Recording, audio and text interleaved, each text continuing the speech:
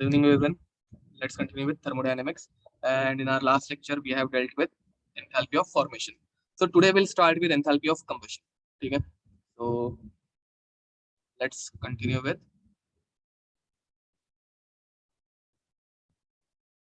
enthalpy of combustion. Okay. Now, guys, enthalpy of combustion के case में हम लोग इसे रिप्रेजेंट करते हैं delta COMB H. enthalpy of combustion ऐसे कुछ रिप्रेजेंट किया जाता है. ठीक है. So in case of enthalpy of combustion, इसकी डेफिनेशन क्या होगी? So it is defined as the energy. अब मुझे बताओ, अगर मैं किसी चीज को जला रहा हूँ, या फिर अगर मैं किसी चीज को बर्न कर रहा हूँ, तो एनर्जी इवॉल्व होने वाली है. It will B absorb. Energy is released. Very nice. So the energy released when 1 mole of a substance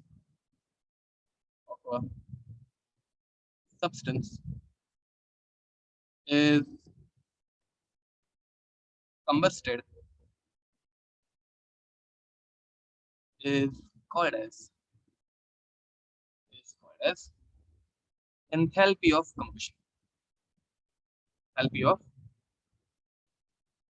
combustion. Okay, so definition लिख दो. This is quite easy. ठीक है.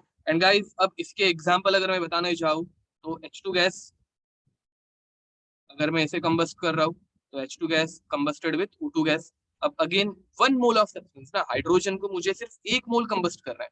तो 1 मोल हाइड्रोजन जब मैं कंबस्ट करूंगा तो आई विल गेट H2O. ठीक है. अब let's assume we got it at in liquid form, ऐसे समझ लेते हैं. ठीक है. अब मुझे बताओ 1 मोल हाइड्रोजन को कंबस्ट करने के लिए मुझे कितने ऑक्सीजन लगेंगे? तो I will require half mole. Getting it. And यहाँ पे जो एंथैल्पी ऑफ कंबशन होगी, यहाँ पे enthalpy of combustion of hydrogen जो होगी वो क्या होने वाला है? तो it will be negative. Are you getting it? हाँ, बॉन्ड एंथैल्पी बाकी है जो हम लोग बाद में करेंगे, डोंट वरी. ओके, तो गाइस ये समझ में आ रहा है. अब मुझे बताओ, in this scenario if I'll say that over here in above example, enthalpy of combustion of hydrogen is similar to enthalpy of formation of water. Correct है क्या ये?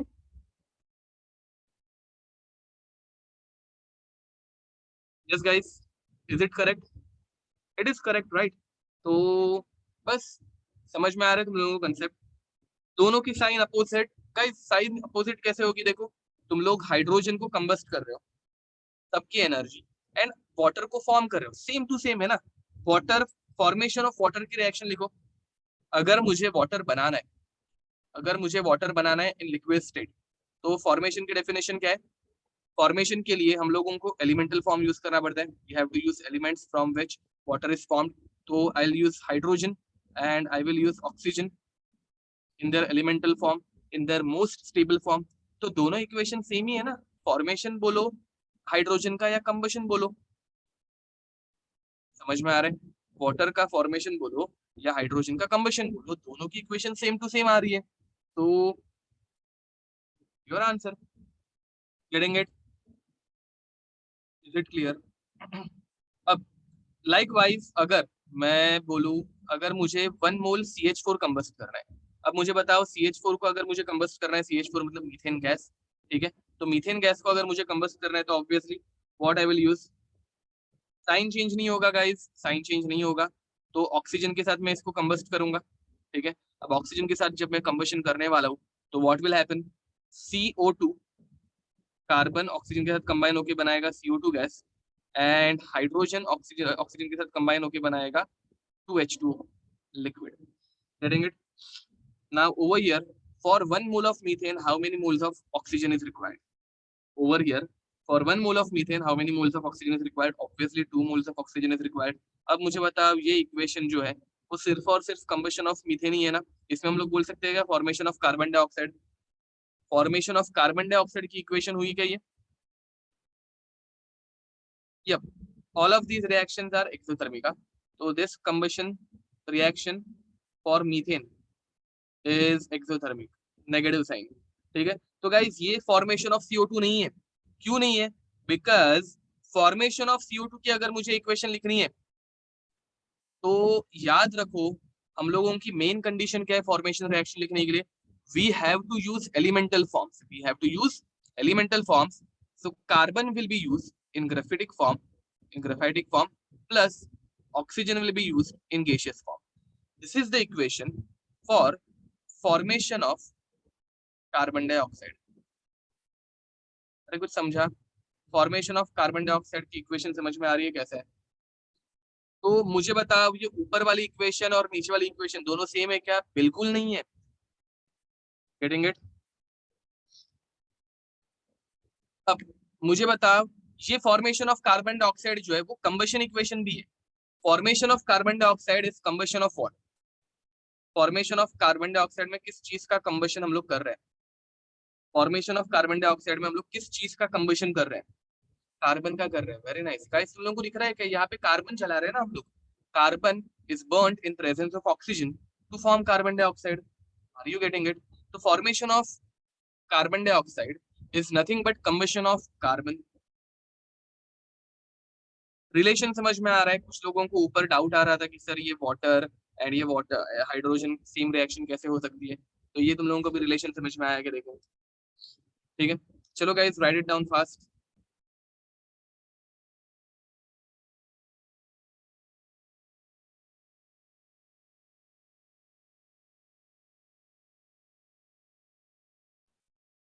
यस गाइस, तो लिख दो ये, complete this and then write down combustion of SO2। Combustion of SO2, combustion of SO2 gas लिखना। ठीक है, उसके बाद write down combustion of C2H6 gas.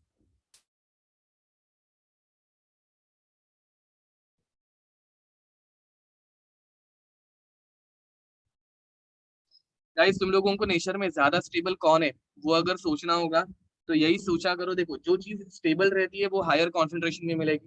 Getting it? Someone is asking me sir how come graphite is more stable. तो तुम लोगों को इतना ही सोचना है that the substance which is more stable is present in higher concentration. ठीक है, तो मुझे बताओ नेचर में ज्यादा क्या मिलता है? ग्राफाइट मिलता है या डायमंड मिल रहा है? Which thing is readily available? Graphite. ठीक है, so that is your answer. जो चीज स्टेबल रहती है वो हम लोगों को ज्यादा अमाउंट में नेचर में मिलती है। बस इतना याद रखना, will answer all of your questions. But coal भी है। अरे guys, coal is nothing but graphite which is pressed under high pressure for millions of years. That's it, nothing else. ठीक है, एंड कोल प्रिपेयर होने में millions of years लगता है। Graphite अगर तुम लोगों को प्रिपेयर करना है तो एक लकड़ी लो, उसको जला दो, you will get your graphite. समझ में आ रहा है मैं क्या बोल रहा हूँ?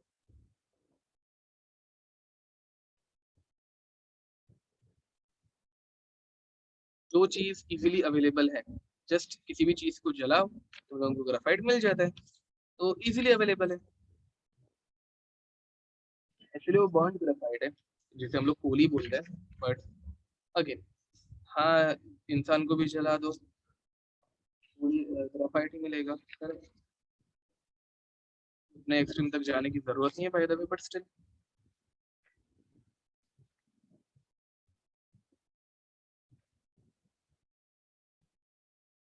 Can we make diamond? Yes we can. Okay, so guys I am giving you one question. ये हो गया, ये कंबशन की रिएक्शन लिख दी होगी ना तुम लोगों ने?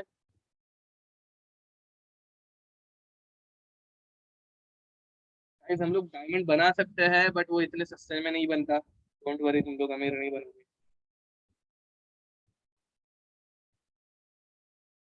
पढ़ाई करो। ओके, तो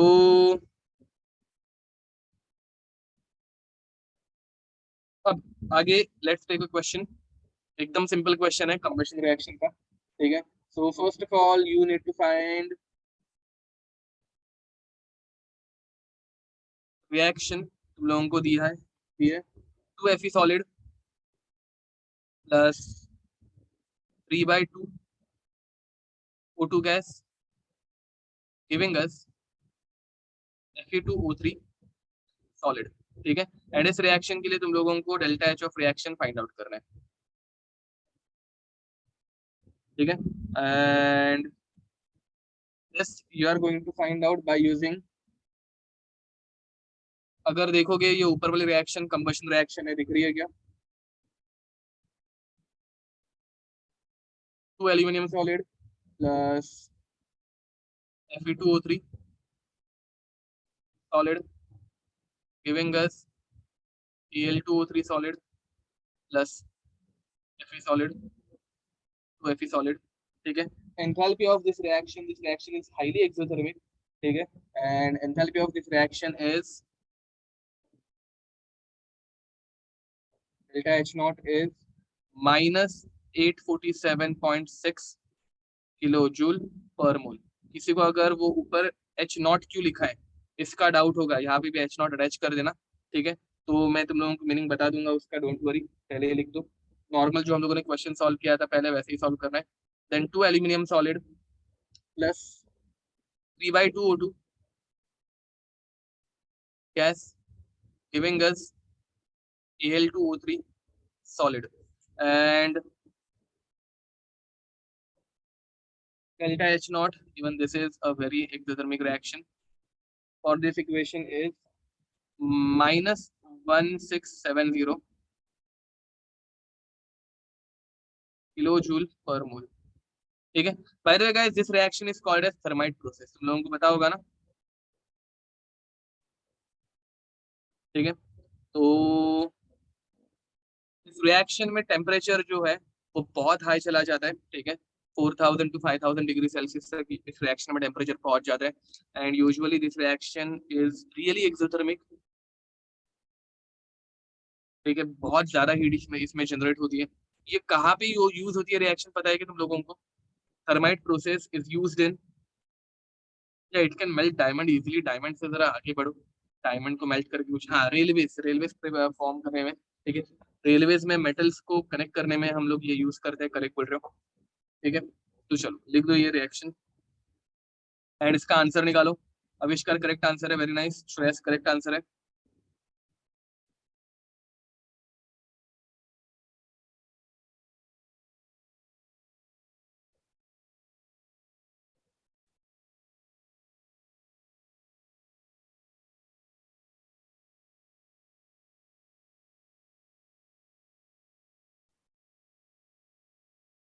गाइस यहाँ पे साइन बहुत मैटर करती है, अगर तुम लोगों की साइन गलत है तो आंसर गलत है।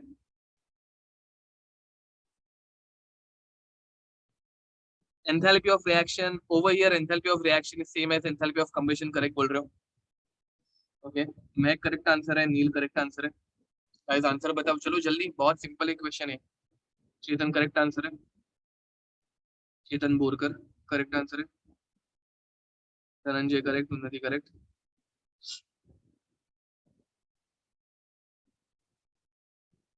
Okay, so let me give you the explanation. देखो, फर्स्ट ऑफ ऑल तुम लोगों को क्या करना है, यहाँ पे तुम लोगों को 2Fe दिख रहा है, तो यहाँ पे मुझे इस तरफ 2Fe दिख रहा है, तो मैं क्या करूंगा, फर्स्ट इक्वेशन को फ्लिप करूंगा। समझ में आ रहा है? इस इक्वेशन को मुझे फ्लिप करना पड़ेगा बिकॉज Fe दूसरी तरफ है, तो ऐसे फ्लिप कर दो। सो 2Fe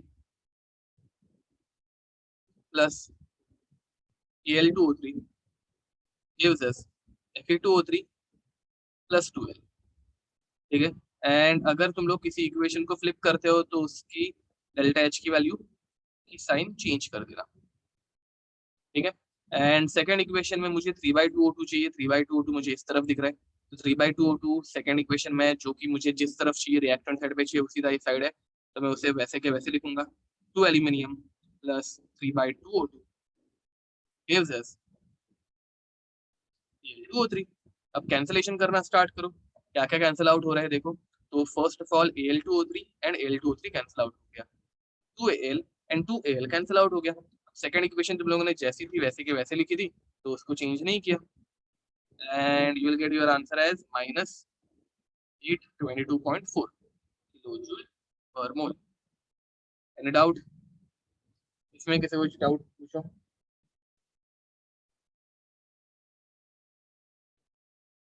ओके, और एक ऐसे टाइप का क्वेश्चन ले। गाइस ये ऐसे टाइप के क्वेश्चन बहुत आते हैं, ठीक है।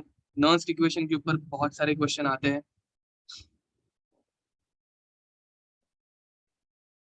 ओके, अगेन जिन लोगों को डाउट होगा देख लो कैसे हो रहा है। फर्स्ट ऑफ ऑल तुम लोगों को जो इक्वेशन फाइंड आउट करने बोली है वो इक्वेशन गिवन इक्वेशन से बनाने की कोशिश करनी है हम लोगों को, नथिंग एल्स। ठीक है, तो तुम लोगों को यहाँ पे 2Fe दिख रहा है। अब 2Fe equation number 1 and equation number 2 में कहाँ पे वो फाइंड आउट करो। तो इक्वेशन नंबर 1 में 2Fe मुझे दिख गया, बट 2Fe प्रोडक्ट साइड पे जो मुझे रिएक्टेंट साइड पे चाहिए। So what I can do, I can simply reverse reverse this equation. तो इस पूरे इक्वेशन को, इक्वेशन नंबर 1 को मैंने रिवर्स कर दिया। अब इक्वेशन नंबर 1 को अगर मैंने रिवर्स कर दिया तो मुझे क्या मिलेगा, 2Fe प्लस Al2O3। देखो 2Fe plus Al2O3 gives us Fe2O3 plus 2Al, Fe2O3 plus 2Al। And second मुझे चाहिए 3/2O2। अब 3/2O2 मुझे सेकंड इक्वेशन में दिख रहा है, तो सेकंड इक्वेशन मैंने जैसी थी वैसे की वैसे नीचे लिख दी। अब इस टाइप की क्वेश्चन को क्रॉस वेरीफाई कैसे कर सकते हैं, इस टाइप की क्वेश्चन को क्रॉस वेरीफाई तुम लोग इन दोनों इक्वेशन को एड अप करके कर सकते हो guys. What you can do, you can simply add this to equation. So after addition 2Fe plus 3/2O2 gives us Fe2O3। अगर तुम लोगों को जो इक्वेशन फाइंड करने बोली है वो वापस रिक्रिएट करने जम गई तो तुम लोगों का आंसर डेफिनेटली करेक्ट आने ही वाला है। एंड बाद में मैंने सिंपली यहाँ पे एडिशन की है, तो आई डोंट थिंक मुझे एडिशन एक्सप्लेन करने की जरूरत है। एडिशन किसी को एक्सप्लेनेशन चाहिए एडिशन में? यस, एडिशन मतलब सब्ट्रैक्शन, प्लस माइनस। ठीक है, तो सब्ट्रैक्शन किया है। Okay, so what is the meaning of H not? ठीक है, तो guys standard enthalpy, standard enthalpy. अब स्टैंडर्ड ये वर्ड तुम लोग बहुत जगह पे सुनोगे। ठीक है, स्टैंडर्ड टेम्परेचर प्रेशर। ठीक है, तो स्टैंडर्ड एंथैल्पी जो है वो कैलकुलेट की जाती है स्टैंडर्ड कंडीशन में। ठीक है, तो standard enthalpy is represented by H not. ठीक है, तो हर एक एंथैल्पी के ऊपर हम लोग नॉट अटैच कर सकते हैं। फॉर्मेशन के ऊपर नॉट अटैच हो सकता है, कंबशन पे नॉट नॉट अटैच हो सकता है, वेपराइजेशन, सब्लिमेशन, हर एक चीज में ऊपर हम लोग नॉट लिख सकते हैं। It means that enthalpy is calculated, enthalpy is calculated under under standard condition। And thermodynamics के लिए स्टैंडर्ड कंडीशन क्या रहती है? तो प्रेशर जो है वो रहता है 1 atmosphere, temperature usually 298 kelvin, but it can be anything. याद रखो थर्मोडायनेमिक्स में temperature can be anything, because एक सिंपल एग्जांपल देता हूँ। अगर तुम लोग मेल्टिंग काउंट कर रहे हो, मुझे बताओ मेल्टिंग ऑफ वाटर कौन से टेम्परेचर पे होगा, उसके लिए स्टैंडर्ड कंडीशन कौन सी होगी टेम्परेचर की? तो 0 डिग्री सेल्सियस। बट अगर तुम लोग बॉइलिंग ऑफ वाटर देख रहे हो तो बॉइलिंग के लिए स्टैंडर्ड कंडीशन क्या होगी? What is the standard condition for boiling? 100 degree Celsius. तो टेम्परेचर अगर हम लोग कोई रिएक्शन कैरी कर रहे हैं ना guys, in case of a simple reaction, reaction के लिए 298 केल्विन। बट अगर हम लोग मेल्टिंग, बॉइलिंग ऐसी चीजें देख रहे हैं तो उनके लिए स्टैंडर्ड कंडीशन चेंज हो सकती है। सो temperature can be changed, can be anything. ठीक है, अब कॉन्सेंट्रेशन यूजुअली 1 मोलार। ठीक है, कॉन्सेंट्रेशन सी मतलब concentration which should be 1 molar. अगर सोल्यूशन नहीं है तो हम लोग 1 मोल, हर एक चीज को 1 मोल में लेंगे। ठीक है, तो these are the standard condition. And इन कंडीशन में अगर कोई एक चीज हो रही है तो हम लोग ऊपर ये नॉट लगाते हैं। ठीक है, standard enthalpy, that's it.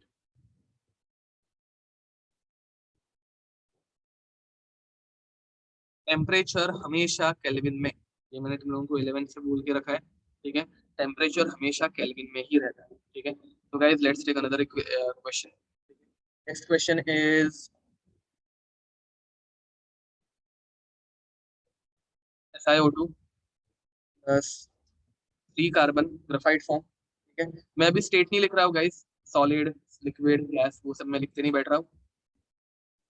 Silicon carbide plus 2CO। ठीक है, and you have to find delta H naught of this reaction. ठीक है, तो first equation they have given is silicon in solid form. चलो सिलिकॉन सॉलिड फॉर्म में तो रहता ही है, अब स्टेट लिख देते हैं, आदत है। Silicon in solid form plus O2 in gaseous form gives us SiO2 in solid form. Second equation which they have given is 2 carbon in graphite form plus O2 gas giving us CO2 in gaseous form. दिख रहा है तुम लोगों को पहली दो equation combustion की है and silicon plus carbon silicon in solid form plus carbon in graphite form giving us silicon carbide in solid form. ठीक है, delta H of this equations is, मैं डायरेक्ट यहाँ पे वैल्यूज लिख रहा हूँ. फर्स्ट इक्वेशन के लिए उन्होंने देके रखा है -199 किलो जूल पर मोल. ठीक है, delta H naught for each of this equation is, second के लिए -221 kilo joule per mole and third के लिए -65.3 किलो जूल पर मोल. ठीक है, चलो सॉल्व इट.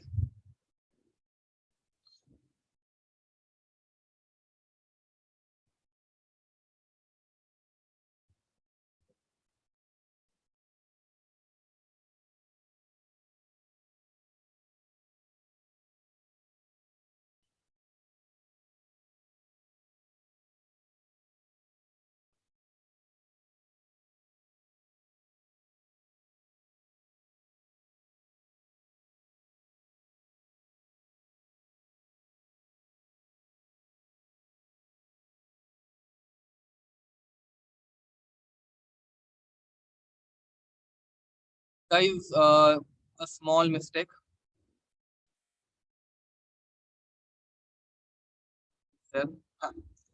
ओके, तो सेकंड इक्वेशन को मैंने थोड़ा सा चेंज कर लिया. जरा सेकंड इक्वेशन को सब जन वापस एक बार क्रॉस वेरीफाई करें. ठीक है, एंड मैं करेक्ट आंसर है. सेकंड इक्वेशन थोड़ी सी मैंने चेंज कर दी है, वापस एक बार देखो सब जन. सेकंड इक्वेशन लिखते वक्त मैंने मिस्टेक कर दी थी. आविष्कार करेक्ट आंसर है.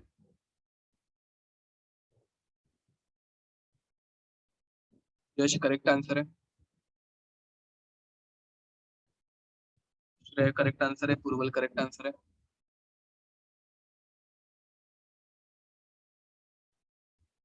ओके गाइस, देखो ये सबसे सिंपल टाइप का क्वेश्चन है, मतलब इससे कुछ इजी होगा ही नहीं. यानी करेक्ट आंसर है.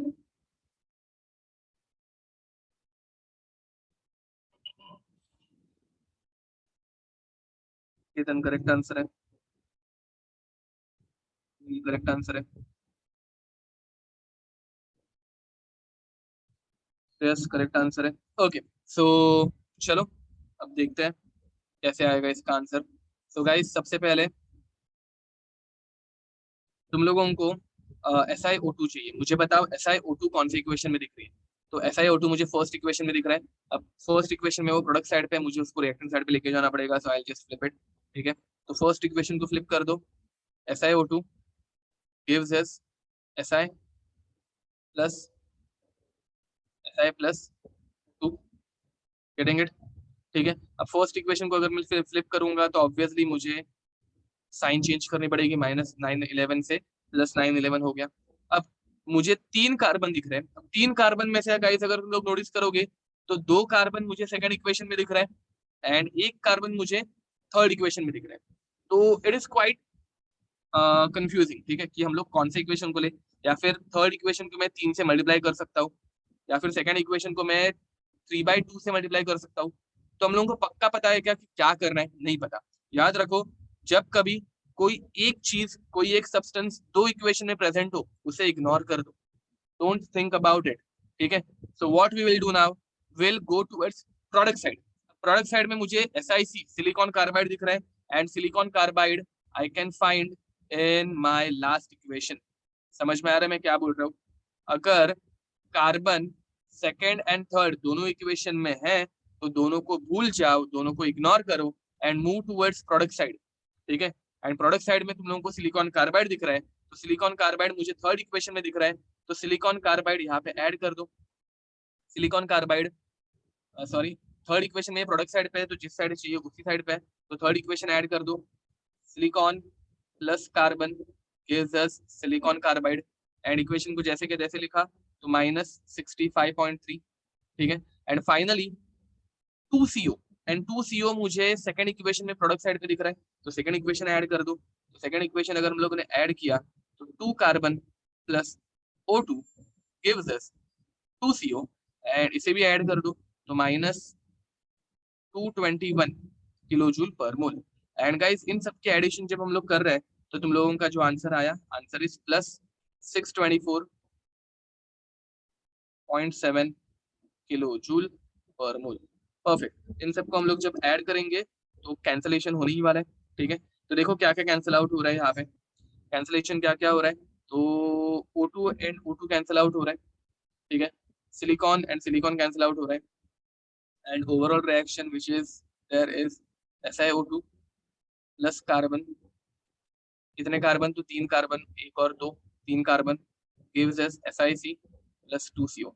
अब कुछ लोग मुझे बोल रहे थे कि सर हम लोगों को 3 कार्बन चाहिए तो सेकंड और थर्ड इक्वेशन डायरेक्ट ऐड कर दो, बट हमेशा ये करेक्ट नहीं होता गाइस। तुम लोग अगर इस मेथड से जाओगे तो कोई ना कोई क्वेश्चन आएगा जहाँ पे तुम लोग मिस्टेक करोगे, ठीक है। तो देखो प्रॉब्लम क्या है, यहाँ पे तुम लोग थर्ड इक्वेशन को 3 से मल्टीप्लाई करके भी तो 3 कार्बन ला सकते हो, एंड ऐसा कोई क्वेश्चन हो सकता है, ठीक है, जिसमें तुम लोगों को दोनों को ऐड नहीं कर रहे हैं। समझ लो मैं क्या बोलने की कोशिश कर रहा हूँ। Over here you can think that we just have to add this to, but एक कोई ऐसा कॉम्बिनेशन हो सकता है जहाँ पे हम लोगों को दोनों को ऐड नहीं करना है, कर रहे हैं उल्टा, यहाँ पे एक को 3 से मल्टीप्लाई कर रहे हैं, या फिर 3 से नहीं 4 से 5 से, समझ लो इसको 5 से मल्टीप्लाई करने पड़ जाए एंड इसको रिवर्स करने पड़ जाए, तो 2 carbon and 5 carbon cancel out होकर 3 कार्बन का कॉम्बिनेशन बन सकता है। Are you getting it? तो रिएक्शंस को डायरेक्ट समझ मतलब ऐसे अज्यूम मत करना, प्रिज्यूम मत करना कि तुम लोगों को ऐसे ही करना है। अगर किसी जगह पे कार्बन दो इक्वेशन में कॉमन है तो make sure you ignore it, ठीक है, उसको कंसिडर मत करो। तुम लोग प्रोडक्ट साइड पे चले जाओ एंड प्रोडक्ट साइड के थ्रू एडिशन करो, ठीक है। Is it clear? जिन लोगों का लिखना बाकी है चलो complete this.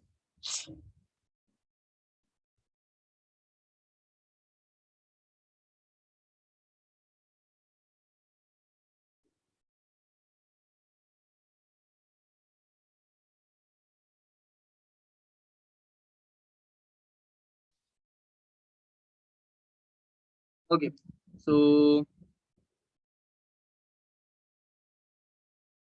let's see Advait, I can't assure it right now.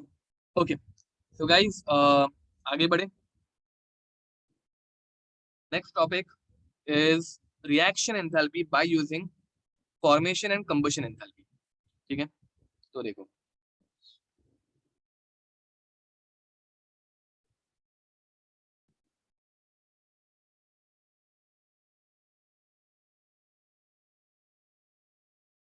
reaction enthalpy by using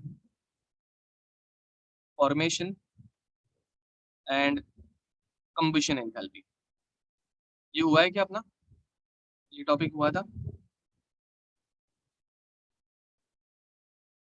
नहीं हुआ था, ओके।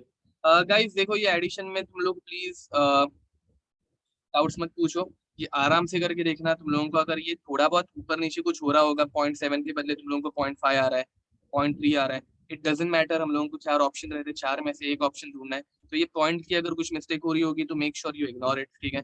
एंड मोस्ट प्रॉब्ली 0.7 ही आना चाहिए, ठीक है। बाकी तुम लोग देख लो, आंसर है 624 नॉट 704, ठीक है। तुम लोगों ने एडिशन में कुछ ना कुछ मिस्टेक की होगी, एक बार चेक कर लेना। ओके, तो रिएक्शन एंथैल्पी, अब देखो एकदम सिंपल है, एकदम सिंपल है। क्या होगा यहाँ पे, तो let's assume I have 3 moles of A plus 2 moles of B, या फिर plus B, giving us 2 moles of C plus 2 moles of D. ऐसी कोई इक्वेशन है, ठीक है। अब ऐसी कोई अगर तुम लोगों के पास इक्वेशन है एंड तुम लोगों को एग्जाम में पहले से दे के रखा है, तुम लोगों को गिवन क्या क्या दिया है, तुम लोगों को गिवन में दे के रखा है enthalpy of formation of A, enthalpy of formation of B, enthalpy of formation of C and enthalpy of formation of D, enthalpy of formation of D. ये डेटा तुम लोगों को एग्जाम में पहले से दे के रखा है, तो ऐसे टाइम पे हम लोग क्या करेंगे, इनको यूज करके तुम लोगों को फाइंड आउट करना है एंथैल्पी ऑफ रिएक्शन। अब गाइस मुझे बताओ तुम लोग एंथैल्पी ऑफ रिएक्शन इन सबको यूज करके कैसे फाइंड आउट कर सकते हो? एंथैल्पी ऑफ रिएक्शन इन सबको यूज करके कैसे फाइंड आउट कर सकते हो?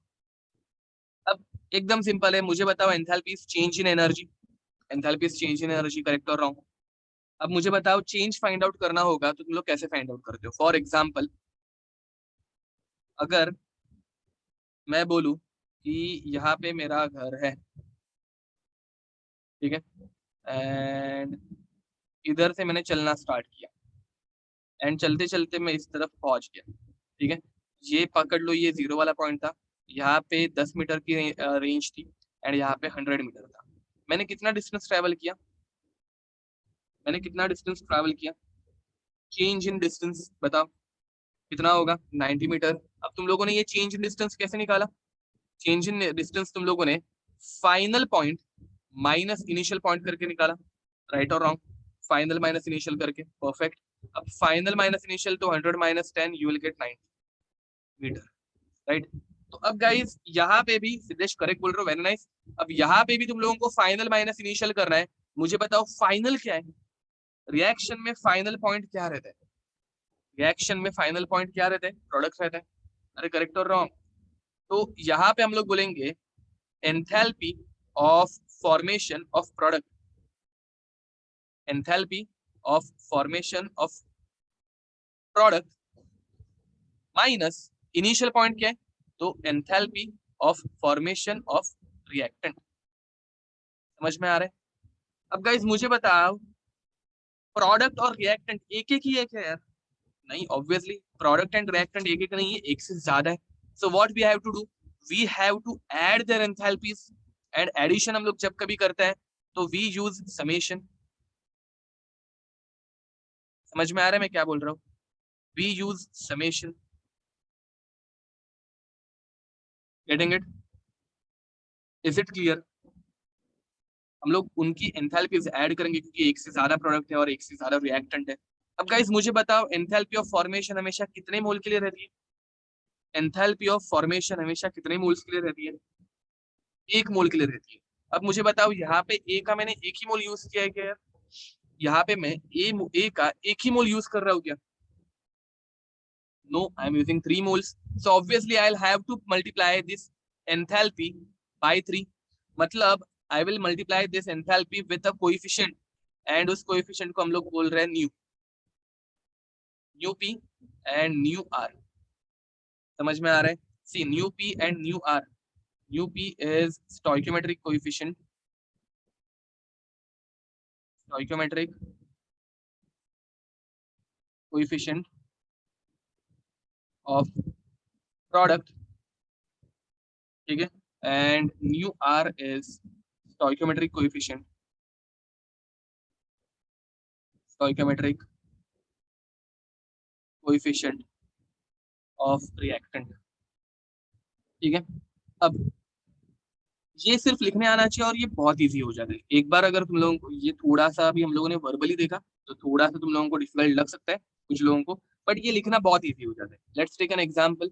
ये पहले लिख दो, इतना लिख दो, then will take a example, ठीक है, and you will get it.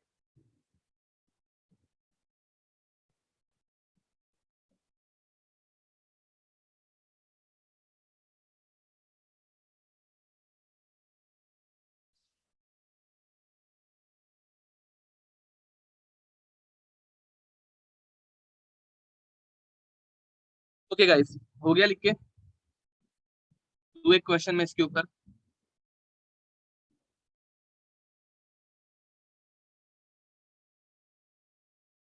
Okay, चलो लिखो, take your time.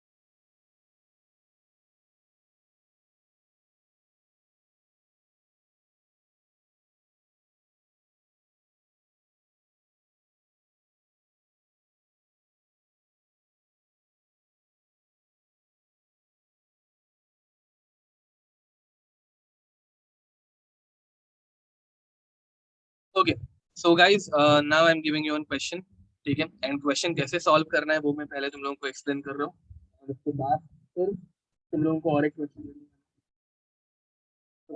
Question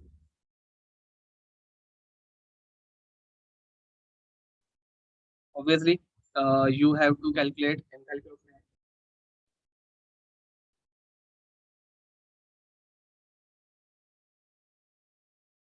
So Fe2O3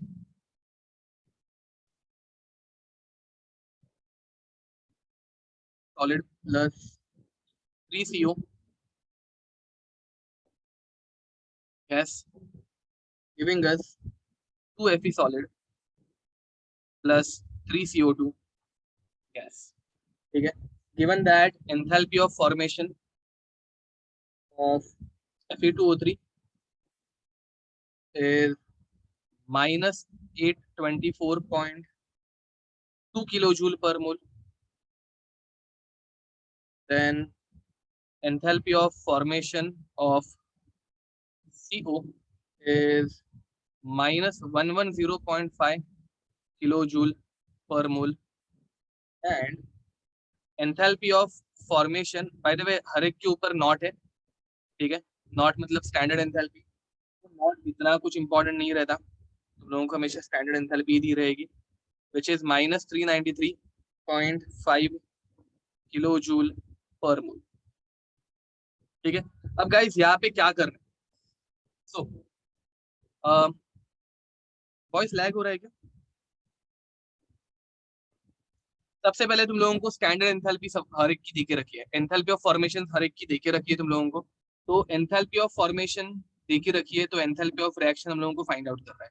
so what you will do, summation of enthalpy of product minus summation of enthalpy of reactant, वो mu mu new बाकी सारी चीजें भूल जाओ, ये इतना भी याद रखिए सफिशिएंट है। ठीक है, अब गाइस प्रोडक्ट क्या है, product is Fe and CO2। तो देखो सबसे पहले हम लोग क्या लिखेंगे, enthalpy of formation of Fe। अब Fe कितने हैं, Fe मेरे पास 2 है, तो यहाँ पे 2 into enthalpy of formation of Fe plus उसके बाद हम लोग क्या करेंगे, enthalpy of formation of CO2, तो enthalpy of formation of CO2, अब इसको कितने से मल्टीप्लाई करोगे, तो इसे हम लोग 3 से मल्टीप्लाई करेंगे। Are you getting it? अब माइनस माइनस हम लोगों को क्या कर रहे हैं, minus enthalpy of formation of product की साइड पे पहले आ रहा है Fe2O3 plus enthalpy of formation of data is not incomplete, don't worry, CO। ठीक है, अब Fe तो एक ही था तो हम लोगों ने वो एक बार लिखा, बट CO 3 है तो हम लोगों को यहाँ पे 3 से मल्टीप्लाई भी करना पड़ेगा। Are you getting it? ये समझ में आया? ठीक है, अब गाइस इतना लिखने के बाद तुम लोगों को सिर्फ वैल्यूज पुट कर रही है, अब जो डेटा दिया रही है ना वो 0 है, वो दिया क्यों नहीं है, बिकॉज इट इज 0। अब ये 0 क्यों है मैं थोड़ी देर बाद तुम लोगों को नोट के फॉर्म में लिख के दे दूंगा। देन 3 इंटू CO2 के लिए डेटा दिया है -393.5 माइनस, उसके बाद हम लोग क्या कर रहे हैं, माइनस, यहाँ पे माइनस माइनस प्लस कर दूं, नहीं चलो पहले हम लोग लिख देते हैं, -824.2 प्लस 3 इंटू -110.5।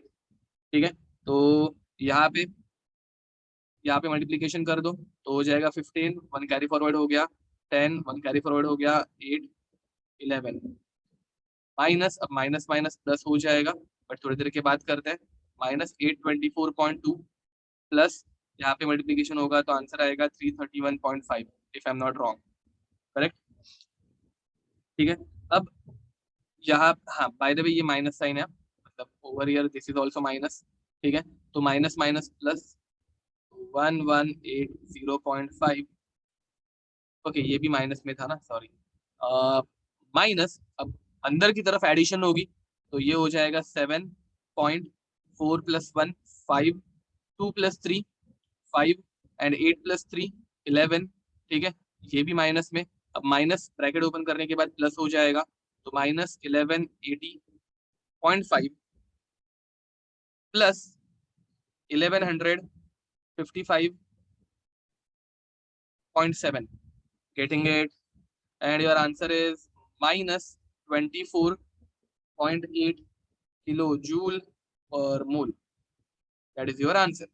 देखो, और अगर किसी को कुछ डाउट होगा तो पूछो। Fe की वैल्यू हम लोगों ने 0 क्यों ली, वो मैं तुम लोगों को थोड़ी देर में एक्सप्लेन करने वाला हूँ।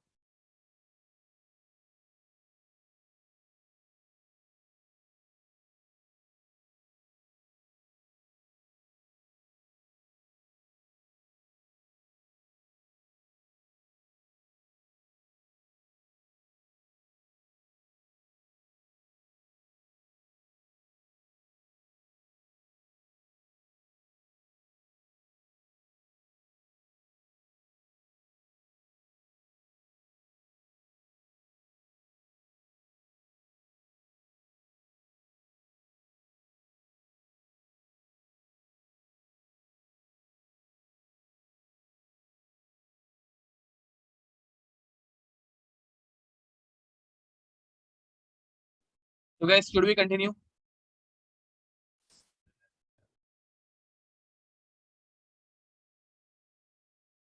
Reaction will always be exothermic. नहीं, ऐसा नहीं रहता। मैं तुम लोगों को कुछ एग्जांपल दूंगा, डोंट वरी, कि उसमें एंडोथर्मिक रिएक्शन भी है। अभी तक हम लोगों ने मेजर सारे के सारे एक्सोथर्मिक वाले ही देखे हैं।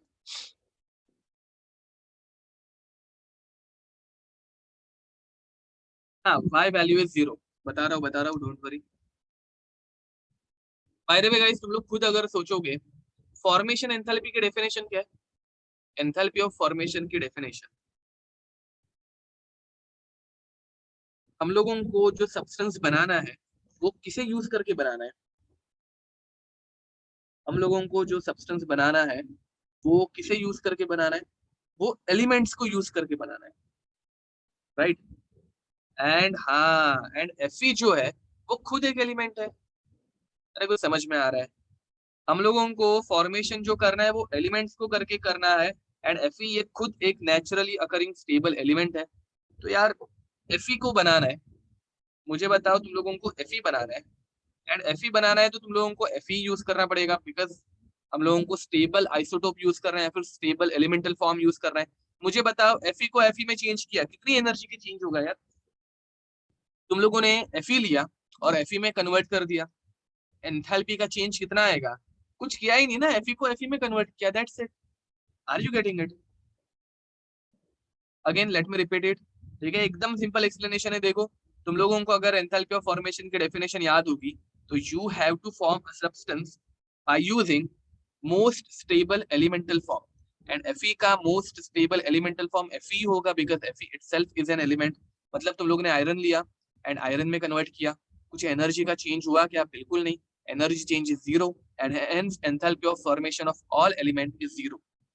ठीक है, तो लिख के हो गया सबका? नोट फॉर्म में मैं लिख के दे दूं अभी ये? चलो, नोट लिख देना, ये इंपॉर्टेंट नोट। ठीक है,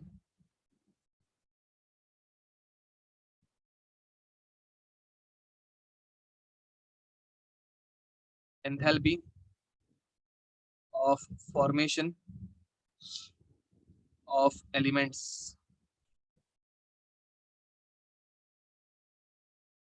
इज जीरो। ठीक है, तो अगर तुम लोगों को enthalpy of formation of calcium, hydrogen, oxygen, nitrogen, carbon, carbon कौन से फॉर्म में? तो ग्राफाइट फॉर्म में, ये मत भूलना। ठीक है, या फिर और क्या बोल सकते हैं, सोडियम, पोटेशियम, रुबिडियम। ठीक है, ऐसे बहुत सारे एलिमेंट्स आ सकते हैं, आई होप तुम लोगों को पता है। S8P4, ठीक है, गोल्ड, सिल्वर, लिस्ट 118 एलिमेंट्स की है, पता है ना तुम लोगों को? सारे के सारे लिखते नहीं बैठ रहा हूँ, बट इन सब के लिए एंथैल्पी ऑफ फॉर्मेशन हमेशा जीरो लेना है। ठीक है, अब एकदम सिंपल याद रखना, अगर वैल्यू दी नहीं है तो जीरो पकड़ना है। एकदम सिंपल लॉजिक, अगर वैल्यू दी ही नहीं है तो जीरो पकड़ना है, दैट्स इट। Getting it?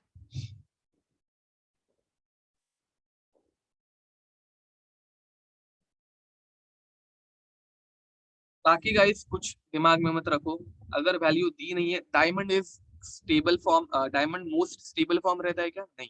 तो enthalpy of formation of diamond है, ठीक है। करेंगे हम लोग इसके ऊपर भी क्वेश्चन करेंगे, डोंट वरी, दे दूंगा तुम लोगों को एक में question. But enthalpy of formation of diamond zero नहीं रहता, ठीक है। तो पूछ लिया है तो जस्ट मुझे वैल्यूज ढूंढ लेने दे।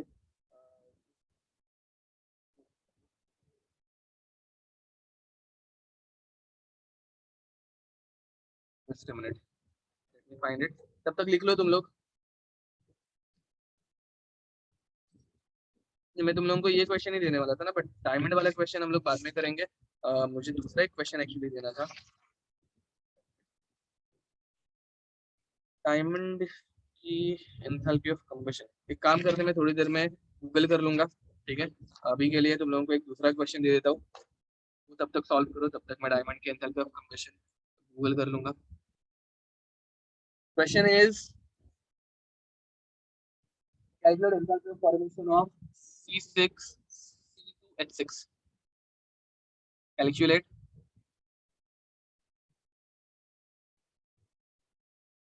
Enthalpy of formation of C2H6, ठीक है। तुम लोगों को इक्वेशन देखे रखिए, 2 C2H6 7O2 gas giving us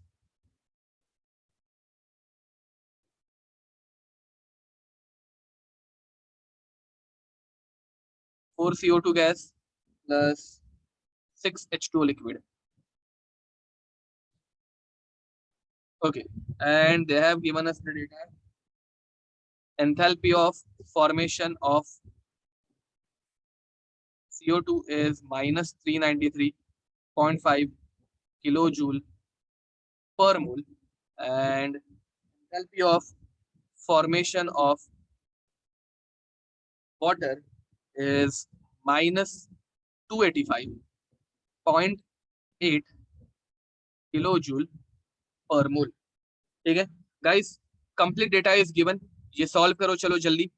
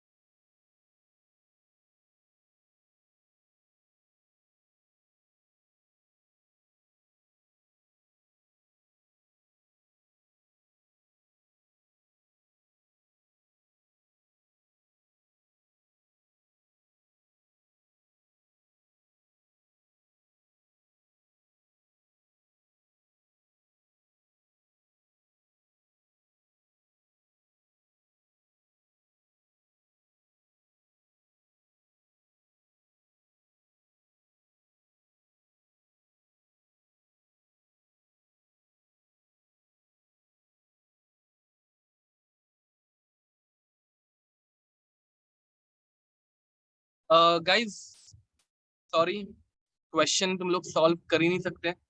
हाँ, एंथैल्पी ऑफ रिएक्शन दी ही नहीं है मैंने, क्वेश्चन हाफ हुए हैं, एक्सट्रीमली सॉरी, यहाँ पे डेटा अधूरा हो गया था। Enthalpy of reaction is minus 3119 kilo joule और मोल, नहीं सिर्फ किलो जूल, ठीक है। सो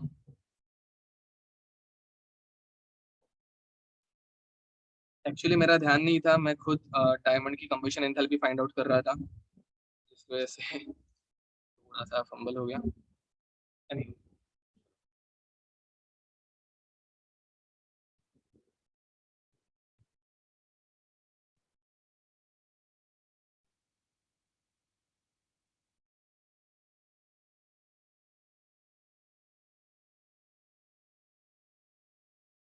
आविष्कार करेक्ट आंसर है। सानी का साइन देखो जरा, साइन में मिस्टेक है।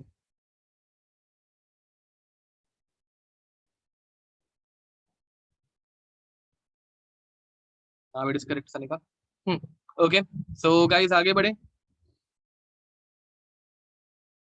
ओके चेतन, ऑलमोस्ट करेक्ट आंसर है, थोड़ा सा एडिशन में मिस्टेक है आई गेस। क्वेश्चन डिफिकल्ट जा रहा है क्या? मतलब मैं बहुत हल्के में ले रहा हूँ ये सारे क्वेश्चंस को। तो समझ में आ रहा है ना सबको बाय द वे? मतलब ये बहुत इजी क्वेश्चन है, मतलब इसमें ज्यादा कुछ एक्सप्लेन करने जैसा है नहीं। मैं मेरी तरफ से पढ़ाना कम एंड क्वेश्चन ज्यादा करा रहा हूँ। Calculation part is difficult, simple addition subtraction है, आदत छूट गई है लगता है तुम लोगों की। मानस करेक्ट आंसर है। ओके, तो देखो यहाँ पे तुम लोग फॉर्मूला कौन सा यूज करोगे? वही हम लोगों का हमेशा वाला, एंथैल्पी ऑफ रिएक्शन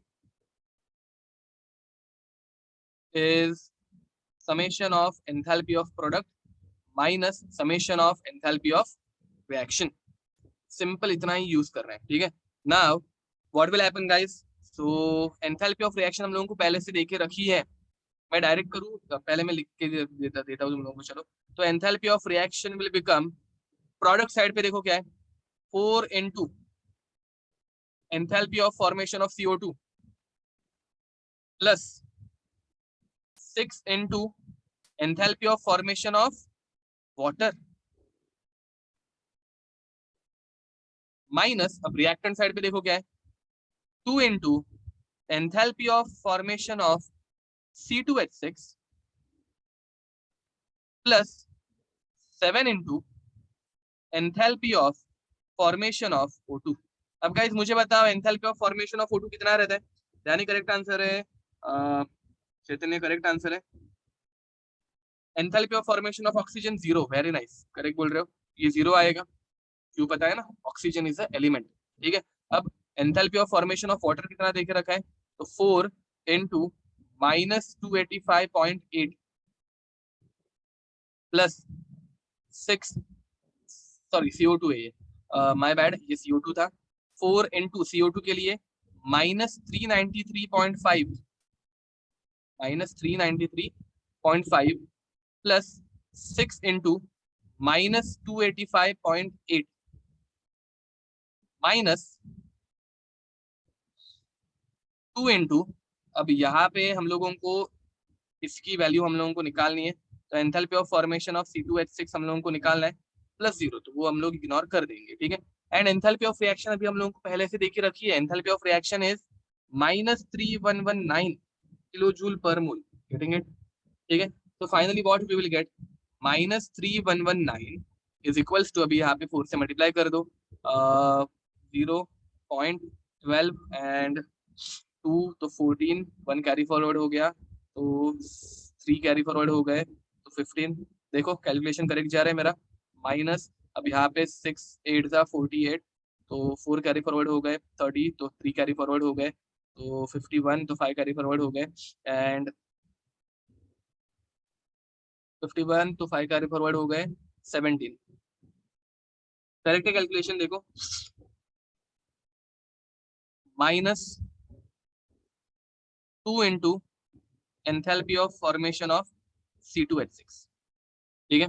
तो अब इनकी एडिशन करनी पड़ेगी और ये इस तरफ एंड उस तरफ, तो मैं इसे, इस पार्ट को इस तरफ लेके जा रहा हूँ एंड -3119 को दूसरी तरफ लेके आ रहा हूँ।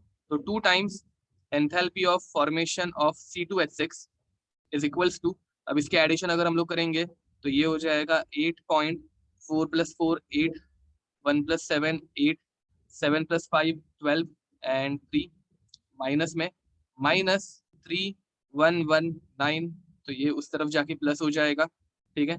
एंड अभी इन दोनों की एडिशन करनी है हम लोगों को, सिंपली सॉरी सब्ट्रैक्शन करना है, प्लस माइनस है ना, तो delta H of formation of C2H6 is equals to, अब सब्ट्रैक्शन अगर हम लोग करने जाएंगे तो यहाँ पे 0 है, तो 0 में से मतलब 8 में से 0 गए, 8 बच गए, ठीक है। पॉइंट, चलो यहाँ पे ऐसे कर देते हैं, थोड़ा मैं खुद कंफ्यूज हो जाऊंगा नहीं तो इसमें, 3119.0, ठीक है। तो 8 में से 0 गए, 8 बच गए, 18 में से 9 गया 9, बाद में 7 में से 1 गया 8, एंड 2 में से 189, ठीक है, तो 189.8। एंड ये देखो ये 2 टाइम्स यहाँ पे था, अब तुम लोगों को 2 टाइम्स को नीचे लेके आना पड़ेगा, ठीक है, तो बाहर लिखने की जरूरत नहीं, समझ में आ रहा है, वो 2 टाइम्स में डायरेक्ट डिवाइड कर दूंगा तो चलेगा ना। तो 189.8 डिवाइडेड बाई 2, उसे हम लोगों को डिवाइड करना पड़ेगा, 169 आ रहा है। हाँ सॉरी, मैंने यहाँ पे एडिशन कर दी, ये 7 था ना, 7 में से एक गया तो 6 बचेगा, मैंने ऐड कर दिया था, तो 169। Thank you. तो फाइनल हम लोगों को आंसर क्या आएगा, तो 2 8 जा, बाद में 4 जा and 9 kilo joule per mole, answer, ठीक है। सी तुम लोगों को और कुछ नहीं करना है, सिर्फ ये लिखने आना चाहिए, दैट्स इट, ठीक है, एंड विद इनफ प्रैक्टिस भी हो जाता है। हाँ साइन नेगेटिव आएगी, माइनस साइन आनी चाहिए थी, ठीक है, बड़ी बड़े नंबर की साइन हम लोग नीचे लिखते हैं। Okay, so this is your answer, लिख दो।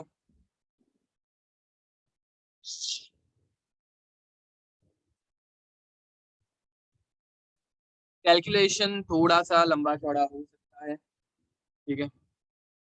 ओके, तो चलो एक अच्छा सिंपल क्वेश्चन देता हूँ जो एंट्रेंस एग्जाम में भी आया हुआ है, आई गेस नीट में पूछा हुआ क्वेश्चन है, ठीक है। तो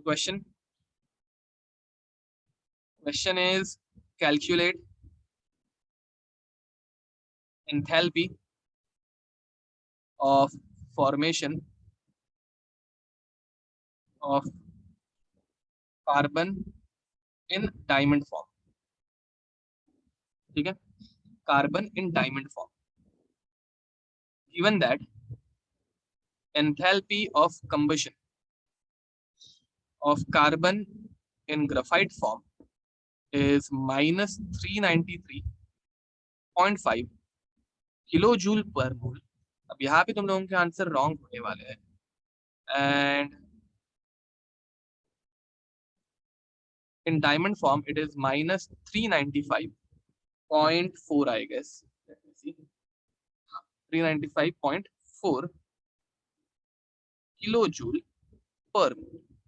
चलो अब ये करके दिखाओ, यहाँ पे तुम लोगों के आंसर गलत हो सकते हैं।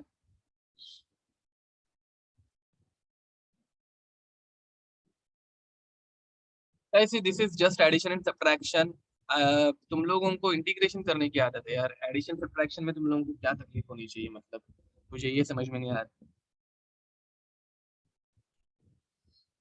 ओके, सो बताओ कैसे करोगे।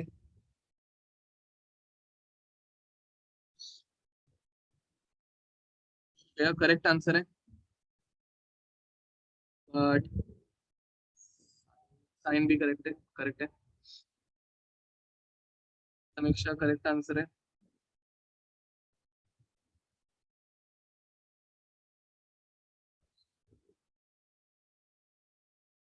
आर्यन करेक्ट आंसर है,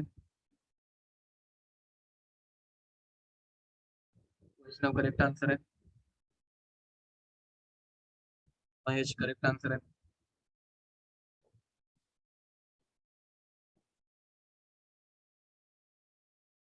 अद्वैत करेक्ट आंसर है,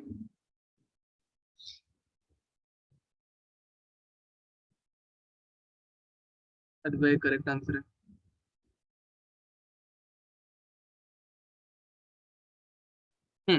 ओके, सो चलो अब मैं इसका सोल्यूशन बताता हूँ। अब यहाँ पे किसी ने प्रोडक्ट माइनस रिएक्टेंट किया क्या, यहाँ पे किसी ने प्रोडक्ट माइनस मतलब 2 3 लोगों ने किया है, तो वो मुझे समझा, 2 3 लोगों ने प्रोडक्ट माइनस रिएक्टेंट किया और आंसर रॉन्ग आया, ठीक है। अब देखो पहली बात, तुम लोगों को रिएक्शन में पूछा क्या है, तुम लोगों को फॉर्मेशन ऑफ कार्बन डायमंड पूछा है, मुझे बताओ कार्बन डायमंड अगर तुम लोगों को बनाना है, इसका फॉर्मेशन अगर मुझे करना है तो मैं क्या यूज करूंगा, तो डायमंड अगर मुझे बनाना है तो मुझे most stable elemental form use करना पड़ेगा विच इज ग्राफाइट, ग्राफाइट से मुझे डायमंड मिलने वाला, आर यू गेटिंग इट, ये इतना समझ में आया कि देखो नदी करेक्ट आंसर है, अनुज करेक्ट आंसर है। अब यहाँ पे तुम लोगों को पहले से रिएक्शन क्या दिए, combustion of graphite, combustion of graphite मतलब guys carbon graphite plus O2 giving us CO2। Combustion reaction सबको लिखने आती है, एंड इसके लिए तुम लोगों को एंथैल्पी ऑफ कंबशन देके रखा है। एंथैल्पी ऑफ कंबशन कितना देके रखा है तुम लोगों को? -393.5 kilo joule per mole. And guys carbon diamond, उसके लिए भी कंबशन एंथैल्पी देके रखी है। डायमंड के लिए कार्बन डायमंड का कंबशन अगर करोगे तो O2 अगेन तुम लोगों को CO2 मिलेगा। एंड यहाँ पे कंबशन एंथैल्पी तुम लोगों को देके रखी है -395.4 किलो जूल पर मोल। ये इतना लिखने आना चाहिए पहले। ये इतना सबने लिखा था क्या? देखो, फर्स्ट तुम लोगों को कार्बन डायमंड की फॉर्मेशन करनी है, तो डायमंड फॉर्मेशन कब किससे होगा? तो तुम लोगों को डायमंड का फॉर्मेशन ग्राफाइट से करना है, ठीक है। डायमंड बर्न हो सकता है, yes we can burn diamond at very high temperature. अब डायमंड का फॉर्मेशन तुम लोगों को ग्राफाइट से करना है। ये करने के बाद तुम लोगों को कंबशन इक्वेशन दी है, तो कंबशन के लिए तुम लोगों ने इक्वेशंस लिख दी, एंड इक्वेशन लिखने के बाद तुम लोगों को अगर देखोगे तो ग्राफाइट उसी जगह पे है, बट तुम लोगों को डायमंड को फ्लिप करना पड़ेगा। समझ में आ रहा है? सेकेंड इक्वेशन को फ्लिप करना पड़ेगा, तब जाके तुम लोगों को आंसर मिलेगा। तो कार्बन ग्राफाइट की इक्वेशन वैसे ही रखो, plus O2 gas giving us CO2 gas, and second equation को हम लोगों को फ्लिप करना पड़ेगा, CO2 gas giving us carbon diamond plus O2 gas. And second equation को अगर हम लोगों ने फ्लिप कर दिया तो -393.5 एंड प्लस 395.4, इसकी जब तुम लोग एडिशन करोगे तो आंसर आएगा +9.1 किलो जूल और mole. That is your answer. तो गाइस यहाँ पे अगर तुम लोग प्रोडक्ट माइनस रिएक्टेंट करते, देखो अगर यहाँ पे तुम लोग प्रोडक्ट माइनस रिएक्टेंट करते तो आंसर करेक्ट आता क्या?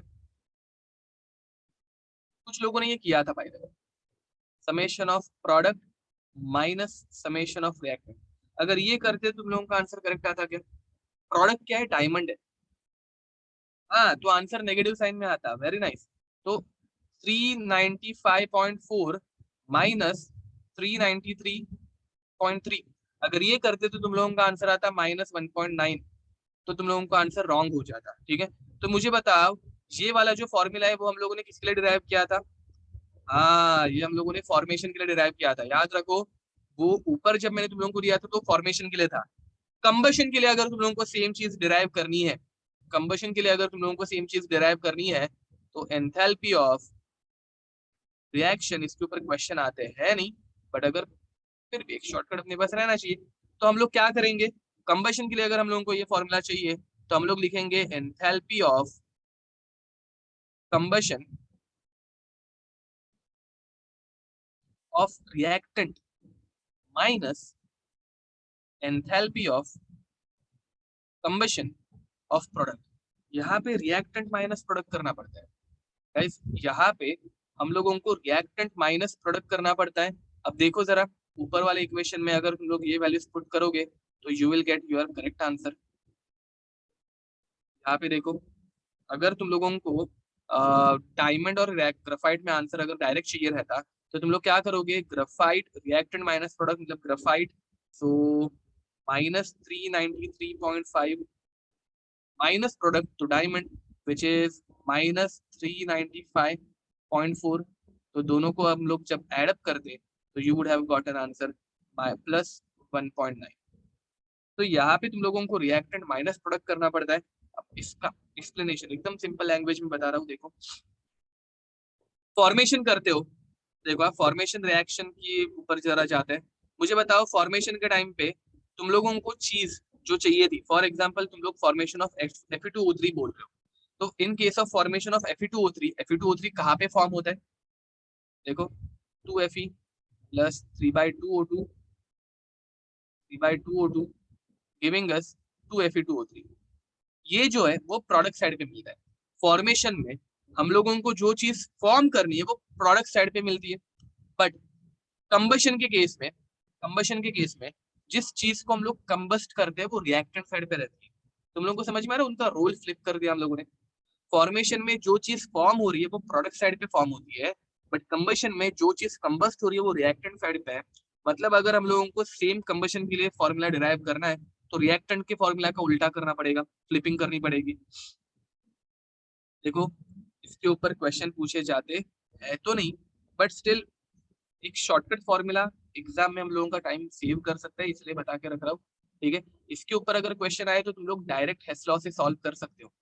ये ऐसे हेस लॉ से तुम लोग रिएक्शन लिख के डायरेक्ट आंसर निकाल सकते हो। बट स्टिल एग्जाम में टाइम अगर थोड़ा भी सेव हो गया तो अच्छी बात है। एंड अगर तुम लोगों को लग बाय चांस सिर्फ कंबशन के ऊपर क्वेश्चन आया, जो कि यूजुअली आता नहीं है, बट अगर आ गया तो you can directly use this formula. Is it clear? Hess law के क्वेश्चन सफिशिएंट है या और क्वेश्चन चाहिए बताओ?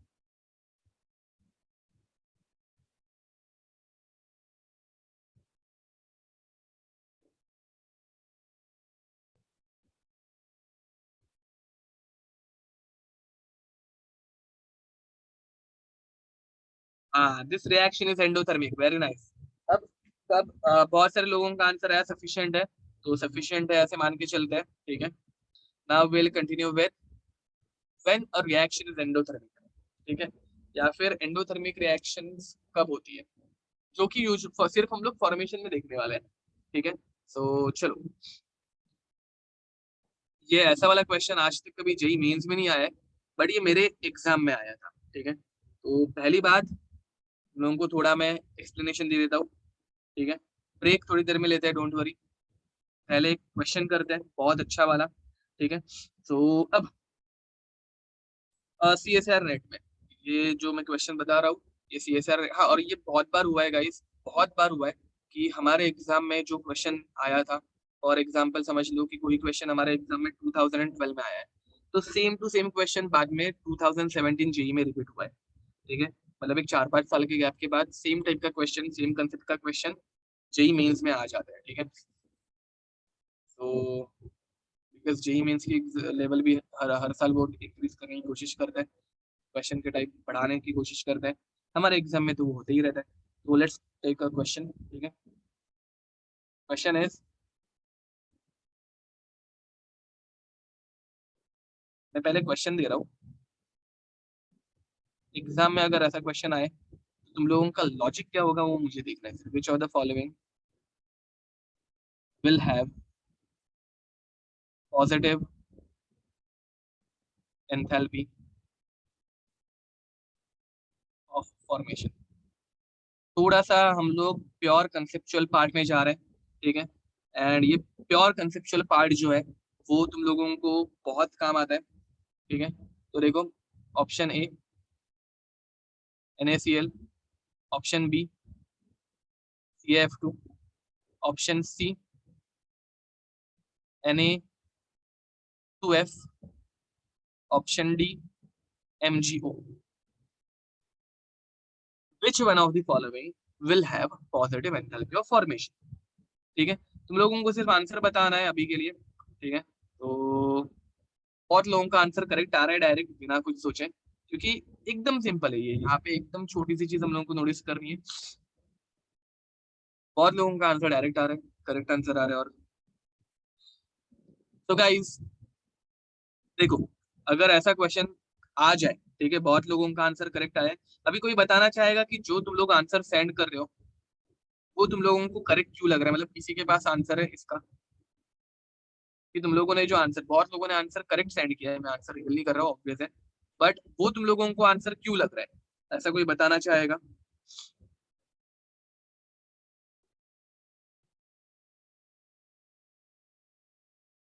आविष्कार, वेरी नाइस, परफेक्ट आंसर है। करेक्ट बोल रहे हो। दो जन ने बहुत अच्छा आंसर दिया है।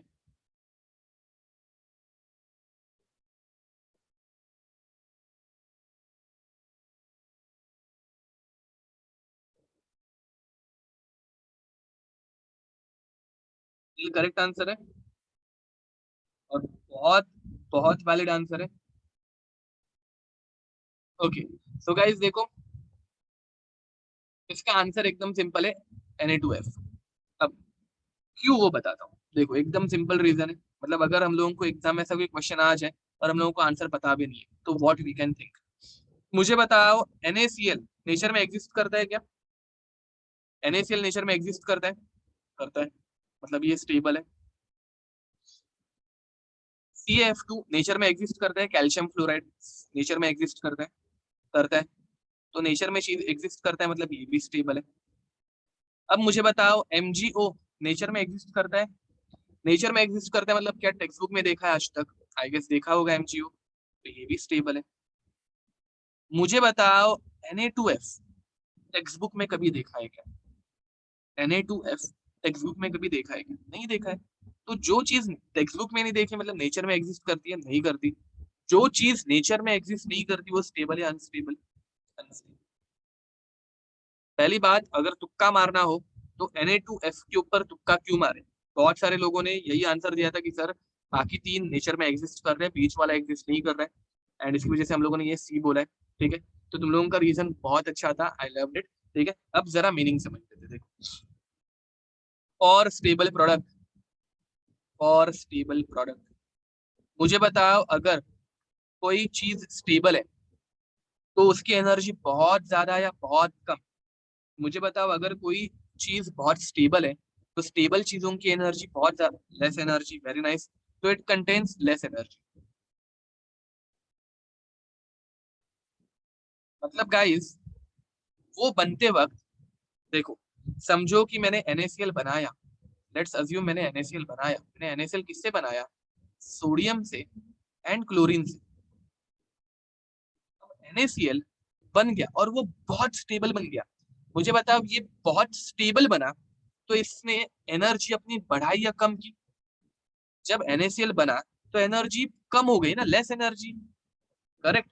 अब एनर्जी अगर कम हो गई तो ऑब्वियस है इनकी एनर्जी ज्यादा थी। एनर्जी पहले ज्यादा थी और एनर्जी कम हो गई। मुझे बताओ ज्यादा एनर्जी से कम एनर्जी में आना मतलब एनर्जी एब्जॉर्ब हो गया, रिलीज होगी।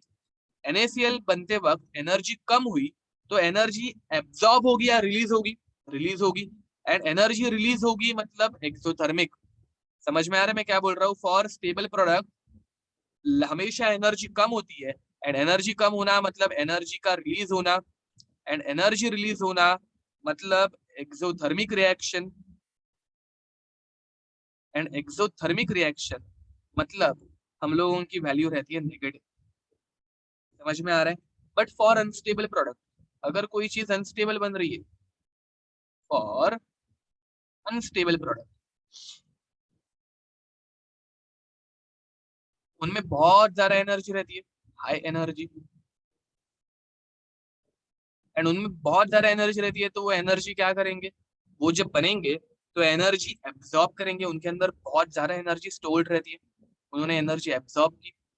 एंड उन्होंने अगर एनर्जी एब्जॉर्ब की तो वो बनते वक्त एनर्जी एब्जॉर्ब किया मतलब एंडोथर्मिक रिएक्शन, उनके फॉर्मेशन की रिएक्शन एंडोथर्मिक मतलब पॉजिटिव। गाइस तुम लोग मुझे नेचर में ऐसी कोई एक चीज बता सकते हो जो प्रेजेंट है, नेचर में ऐसी कोई चीज जो प्रेजेंट है जिसके अंदर बहुत ज्यादा एनर्जी रहती है, जो हम लोग डे टू डे लाइफ में यूज भी करते हैं? नेचर की ऐसी कोई चीज जो नेचर में एग्जिस्ट करती है जिसकी एनर्जी हम लोग हमेशा यूज करते हैं? हाँ, पेट्रोल, वेरी नाइस। कुछ लोग सन बोल रहे थे, which is fossil fuels, very nice, petrol या फिर फॉसिल फ्यूल्स। ठीक है गाइस, मुझे बताओ पेट्रोल, डीजल, इनके अंदर बहुत एनर्जी रहती है ना, जो हम लोग हमेशा उनका यूज करते रहते हैं। Getting it?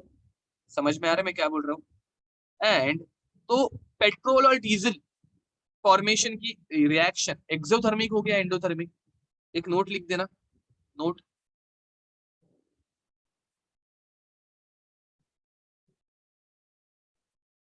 Formation enthalpy of organic substance. Petrol और डीजल ऑर्गेनिक सब्सटेंस है, इथेनॉल। ठीक है, इथेनॉल भी हम लोग अगर बर्न करेंगे बहुत इजीली बर्न होता है, एसीटोन बहुत इजीली बर्न होता है और बहुत ज्यादा एनर्जी देते हैं। समझ में आ रहा है? तो formation enthalpy of organic substance, उनके अंदर बहुत एनर्जी रहती है। तो ये मोस्ट ऑफ द टाइम, हमेशा नहीं, most of the time positive रहती है। पेट्रोल की फॉर्मेशन एंथैल्पी पॉजिटिव, डीजल की formation enthalpy positive, ethanol positive, acetone positive. ठीक है, तो ये सारी वैल्यूज पॉजिटिव क्यों रहती है समझ में आ रहा है गाइस? टॉपिक को फील करो, टॉपिक बहुत अच्छा है। एंथैल्पी, एनर्जी, तुम लोगों को सिर्फ समझ के लेना है, ठीक है?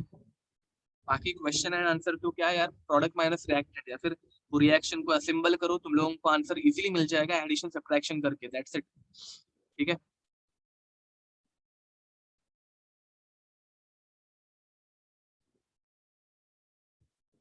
वही मैं बोल रहा हूँ अद्वैत कि Na यहाँ पे हाफ इलेक्ट्रॉन दे ही नहीं सकता, तो ये एग्जिस्ट करता है क्या? Does not exist. अनस्टेबल चीजें कभी एग्जिस्ट करती है क्या?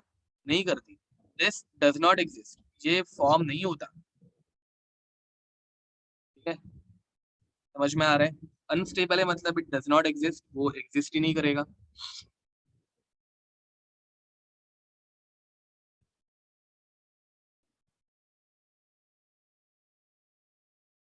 Okay, so any doubt? चलो, so I guess we can take a small break and then after that we'll continue.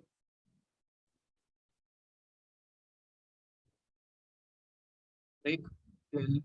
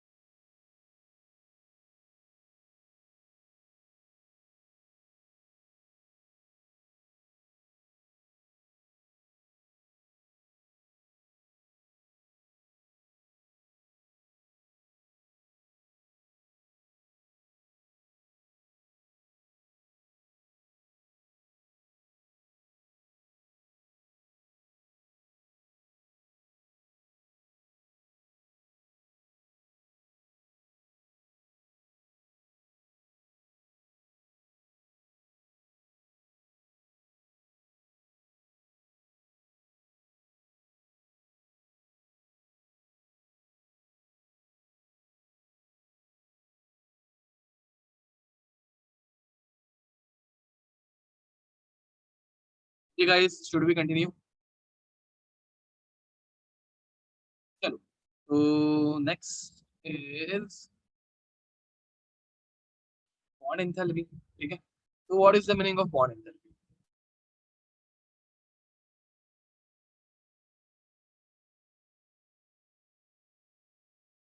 Bond enthalpy is usually represented by PE. ठीक है, तो हम लोग भी पीई यूज करने वाले हैं।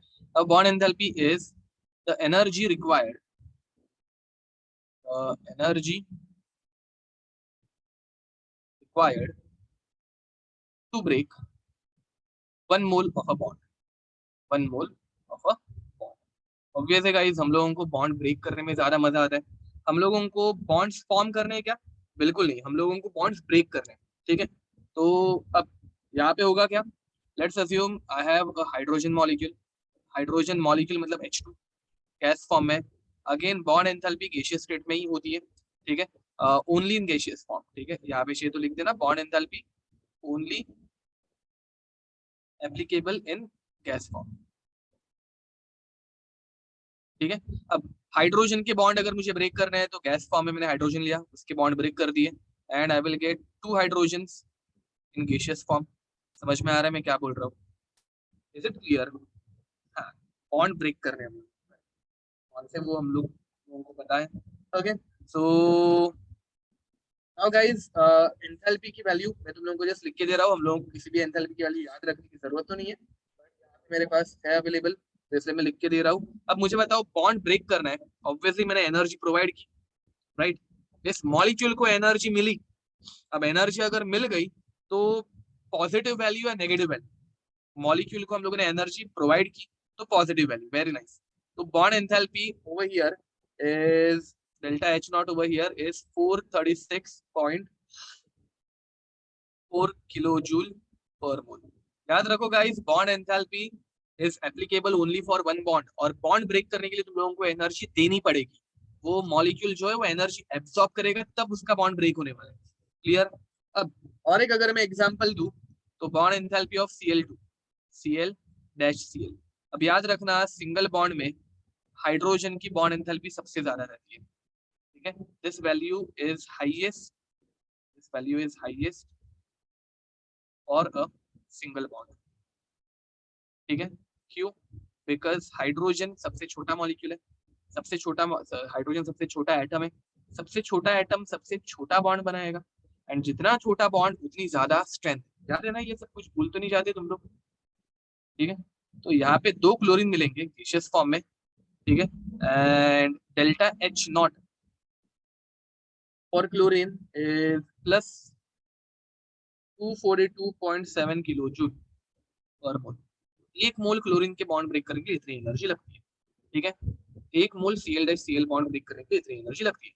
अब गाइस, अगर मैं वाटर की बात करूं, वाटर वाटर का एग्जांपल लेते हैं। वाटर ऐसा कुछ दिखता है। अब मुझे बताओ, वाटर में कौन से टाइप का बॉन्ड है? वाटर में H और OH, OH का बॉन्ड है, O डैश H बॉन्ड है। दिख रहा है क्या तुम लोगों को? वाटर में O डैश H बॉन्ड है। अब मुझे बताओ, बॉन्ड एंथैल्पी दोनों बॉन्ड एक साथ ब्रेक करके हम लोग कैलकुलेट करेंगे या एक एक के लिए कैलकुलेट करेंगे? तो obviously it is calculated for one single bond. तो वाटर में पहला तुम लोगों ने O dash H bond break किया, वाटर में तुम लोगों ने पहला O dash H bond break किया, तो तुम लोगों को H गैसियस फॉर्म में मिला एंड OH मिला। ठीक है, फर्स्ट बॉन्ड ब्रेक करने के लिए तुम लोगों को एनर्जी लगती है 499 किलो जूल पर मोल। ठीक है, that is for first bond. ठीक है, ये गैसियस फॉर्म है।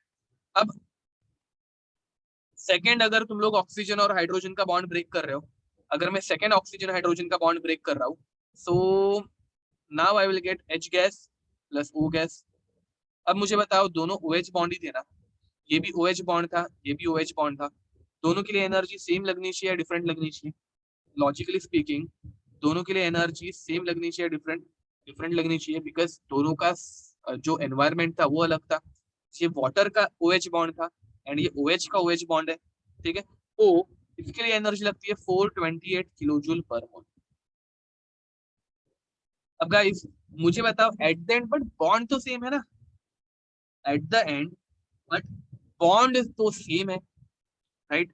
गाइस सिंगल बॉन्ड मतलब यूनिमॉलिक्यूलर, कंफ्यूज मत होना। फ्लोरीन फ्लोरीन का बॉन्ड, सीएल सीएल का बॉन्ड, और कोई I2 का, आयर आयर का बॉन्ड, बीआर और बीआर का बॉन्ड, एलिमेंटल बॉन्ड, ये सारे के सारे होमोएटॉमिक है ना, वैसे वाले में सबसे ज्यादा वैल्यू रहती है हाइड्रोजन की। ओके, तो गाइस ओवर हियर मुझे बताओ, एट द एंड हम लोगों ने OH बॉन्ड ब्रेक किया, तो OH बॉन्ड ब्रेक करने के लिए तुम लोगों को दो डिफरेंट वैल्यूज चलेंगी क्या? कैलकुलेशन में हम लोगों को दो अलग अलग वैल्यूज लगती है या एक सिंगल वैल्यू चाहिए? हाँ करेक्ट बोल रहे हो आविष्कार। तो गाइस हम लोगों को एक सिंगल वैल्यू चाहिए, एंड ऐसे टाइम पे हम लोगों को एवरेज लेना पड़ेगा। वेरी नाइस, तुम लोग लास्ट ईयर की वीडियोस देख के आए हो या तुम लोगों को ये आइडिया आई, जो भी हो आंसर करेक्ट है तुम लोगों का। So will take a average over here, 499 plus 428 को हम लोग एवरेज कर देंगे, ठीक है। So what you will get, scholar है, तो 7 1 कैरी फॉरवर्ड हो गया, 2 1 कैरी फॉरवर्ड हो गया, 927 divided by 2, so you will get 463.5 joule per mole, ठीक है। so this is your answer, getting it? अब गाइस सेम वे मीथेन के लिए भी होता है। अब मीथेन के लिए मैं तुम लोगों को, by the way this is called as average bond enthalpy. So average bond enthalpy of O dash H bond, of O dash H bond कितना हो गया? तो plus 463.5 kilo joule per mole, ठीक है। Any doubt?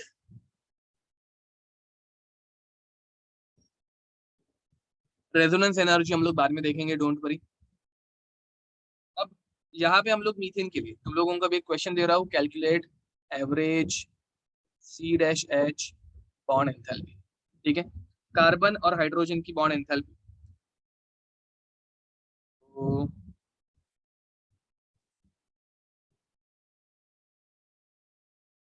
ये different क्यों था? Because दोनों का एनवायरनमेंट देखो, पहले तुम लोगों ने OH बॉन्ड जो ब्रेक किया वो वाटर में से किया, एंड फिर बाद में सिंगल OH बॉन्ड ब्रेक किया, एनवायरनमेंट अलग था ना, इसलिए ये डिफरेंट वैल्यूज आती है। That's it. ओके, सो अब यहाँ पे average C dash H bond enthalpy हम लोग देखने वाले हैं, ठीक है। तो C dash H bond enthalpy के लिए मैं तुम लोगों को डेटा दे रहा हूँ, CH4 gas breaks into CH3 gas plus hydrogen. समझ में आ रहा है? एक हाइड्रोजन हम लोगों ने ब्रेक किया, उसके बाद CH3 गैस, उसमें से हम लोगों ने और एक हाइड्रोजन ब्रेक किया, तो CH2 gas plus hydrogen gas. फिर वापस CH2 में से तुम लोगों ने और एक हाइड्रोजन ब्रेक किया, तो तुम लोगों को मिलेगा CH gas plus hydrogen gas. फिर वापस तुम लोगों ने CH में से और एक हाइड्रोजन ब्रेक किया, तो तुम लोगों को मिलेगा C gas plus hydrogen gas. Got it?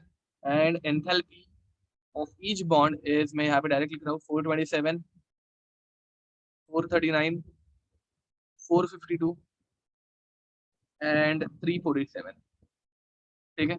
अब तुम लोगों को इसका एवरेज निकालना है, that's it. Average C dash H bond enthalpy निकालो, करो।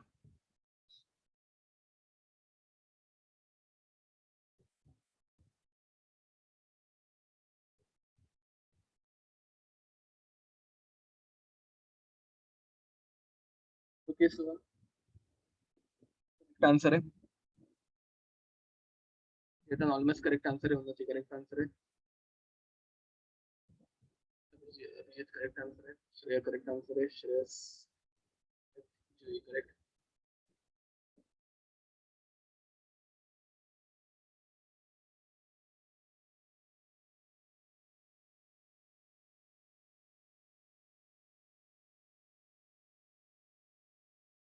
करेक्ट आंसर है, करेक्ट, करेक्ट। ओके, चलो तो this is quite easy. Aman correct answer है, या करेक्ट, महेश करेक्ट, नहीं महेश आपने कुछ तो एडिशन में मिस्टेक की है, सिद्धेश करेक्ट। ओके, तो लिख दो, ये कंप्लीट कर दो चलो fast. Again thermodynamics is very important, ठीक है, अच्छे से करके रखो।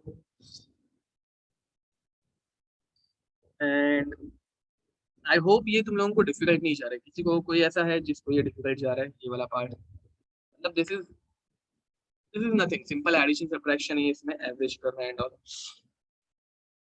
ठीक है। अब reaction enthalpy by using bond enthalpy. ठीक है, एक इंपॉर्टेंट पार्ट पे हम लोग जा रहे हैं।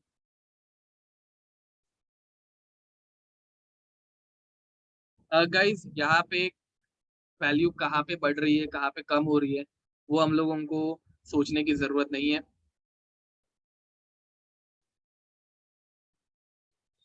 ठीक है, मतलब एक क्वेश्चन आया कि सर यहाँ पे वैल्यू पहले बढ़ी एंड उसके बाद ये कम हुई, ऐसा क्यों?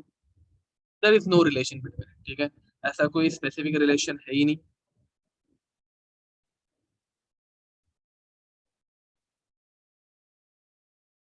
अविष्कार वैसा टाइप का क्वेश्चन नहीं आएगा।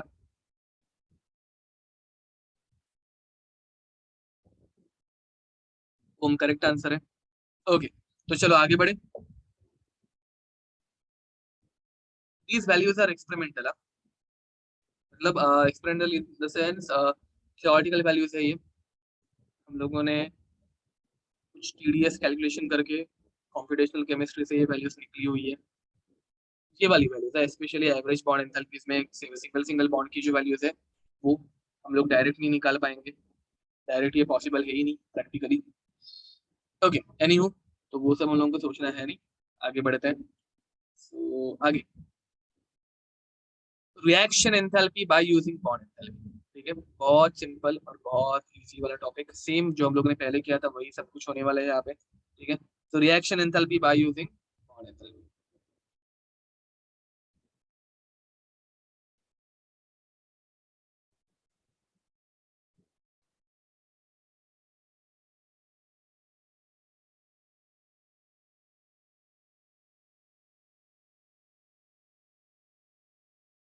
Okay, so now over here, reaction enthalpy हम लोगों को बॉन्ड एंथैल्पी से निकालना है। तो एक सिंपल एग्जांपल से स्टार्ट कर दे, थोड़ा सा तुम लोगों को कंसेप्ट बता देता हूँ। ए मॉलिक्यूल है, बी मॉलिक्यूल है, ये दोनों कंबाइन हो गए and they form A B molecule.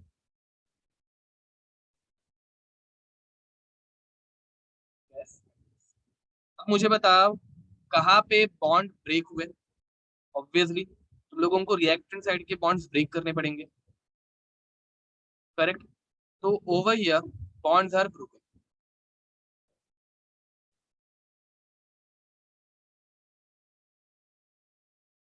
And यहाँ पे क्या हुआ, ए और बी के बीच में नया बॉन्ड फॉर्म हुआ, तो बॉन्ड इज फॉर्म। करेक्ट, ये समझ में आ रहा है? अब गाइस तुम लोग मुझे बताओ, अगर मैं यहाँ पे एंथैल्पी ऑफ रिएक्शन लिखने जाऊँ तो रिएक्शन एंथैल्पी में ऐसे लिख सकता हूँ क्या? Energy required in bond breaking, in bond breaking, क्योंकि बॉन्ड ब्रेक करने के लिए एनर्जी रिक्वायर्ड रहती है। Energy required in bond breaking plus energy,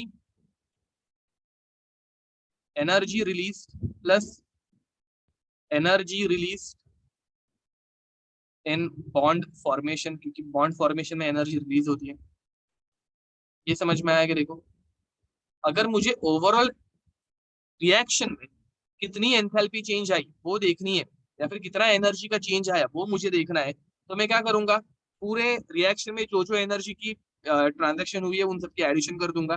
तो बॉन्ड ब्रेकिंग में जो एनर्जी रिक्वायर्ड थी वो, प्लस बॉन्ड फॉर्मेशन में जो एनर्जी रिलीज हुई वो, दोनों को ऐड कर दो। अब मुझे बताओ हम लोगों को ज्यादा इंटरेस्ट किसमें रहता है, बॉन्ड फॉर्मेशन में या बॉन्ड ब्रेकिंग में? हम लोगों को ज्यादा इंटरेस्ट किसमें है, बॉन्ड फॉर्मेशन में या बॉन्ड ब्रेकिंग में? बॉन्ड ब्रेकिंग में, ब्रेकिंग ब्रेकिंग हम लोगों ने ऊपर देखो डेरिवेशन, डेफिनेशन क्या लिखी थी, 1 mole of bond energy required to break. हम लोगों को बॉन्ड ब्रेकिंग में ज्यादा इंटरेस्ट है। ठीक है, तो बॉन्ड ब्रेक करना है हम लोगों को, तो बॉन्ड फॉर्मेशन इज उल्टा ऑफ बॉन्ड ब्रेकिंग। अब मुझे बताओ गाइस, बॉन्ड फॉर्मेशन इज उल्टा ऑफ बॉन्ड ब्रेकिंग, तो delta H for bond formation is nothing but minus of delta H of bond breaking. ये समझ में आ रहा है? ऑब्वियस है ना, उल्टा किया हम लोगों ने। ये हम लोगों का फर्स्ट लॉ था, लेवेजियर एंड लैपलास लॉ। ठीक है, तो दूसरों को ही बॉन्ड ब्रेक कर रहे हैं, करेक्ट? तो गाइस अब मैं अगर फाइनली लिखूं तो ऐसे लिख सकता हूँ क्या, delta H of reaction is nothing but energy, by the way bond breaking किस में हो रही थी, रिएक्टेंट साइड पे, बॉन्ड फॉर्मेशन प्रोडक्ट साइड पे। तो एनर्जी रिक्वायर्ड, अब यहाँ पे मैं लिख सकता हूँ energy required in bond breaking for reactant plus minus of energy required plus minus of energy required in bond breaking, मुझे फॉर्मेशन नहीं चाहिए, मुझे ब्रेकिंग चाहिए इन प्रोडक्ट। समझ में आ रहा है?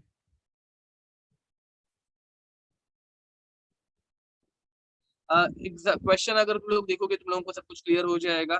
तुम लोगों को डेटा पूरा एकदम इजीली स्पून फीड किया रहता है, तुम लोगों को बॉन्ड एंथैल्पी, एटमाइजेशन एंथैल्पी, वो सब कुछ भी कंफ्यूज किया नहीं रहता, सब कुछ एकदम इजीली दिया रहता है। ठीक है, तो अब यहाँ पे गाइस फाइनल फॉर्मूला क्या आएगा फिर, delta H of reaction is summation of bond enthalpy of reactant minus summation of bond enthalpy of product। reactant minus product, जो कंबशन के लिए फॉर्मूला था वही फॉर्मूला यहाँ पे डिराइव हुआ है गाइस। कंबशन का फॉर्मूला याद है, वहां पे भी हम लोगों ने रिएक्टेंट माइनस प्रोडक्ट लिखा था, यहाँ पे भी रिएक्टेंट माइनस प्रोडक्ट ही है। बस इतना याद रखोगे तुम लोगों को आंसर इजिली आ जाएंगे। बॉन्ड एंथैल्पी कभी भी जीरो नहीं होगी, बॉन्ड एंथैल्पी कभी भी जीरो नहीं होगी।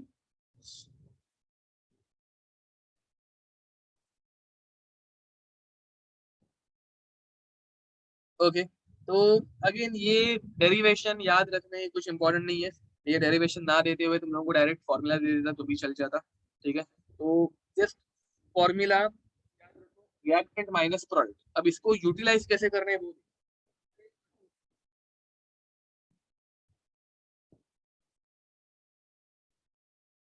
सो क्वेश्चन क्वेश्चन बहुत सिंपल आते हैं गाइस। ठीक है, तो क्वेश्चन ले लेते हैं। चलो, question is they have given us a table of bond and bond energy. अब याद रखो बॉन्ड एनर्जी का यूनिट उन्होंने मेंशन करके रखा है किलो जूल पर मोल। ठीक है, so they have given values of bond enthalpy for C dash H bond, O double bond O bond, C dash H, O double bond O, C double bond O and O dash H। ठीक है, इन सब के लिए तुम लोगों को values देख रखी है।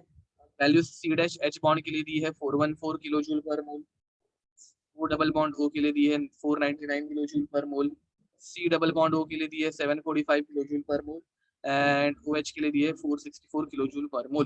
ठीक है, and they are asking us to find enthalpy of reaction for CH4 plus O2 giving us CH2O plus H2O। Over here everything is present in gaseous form। अब ये क्वेश्चन कैसे किया जाए, जरा कोई भी ये क्वेश्चन सॉल्व करने की ट्राई नहीं करेगा, जरा मुझे एक बार ये एक्सप्लेन करने दो। हर एक बॉन्ड ओपन फॉर्म में लिखो। First step number 1, write down all the bonds in open form. ठीक है तो पहले तो सारे के सारे बॉन्ड्स जो है वो ओपन फॉर्म में लिखो।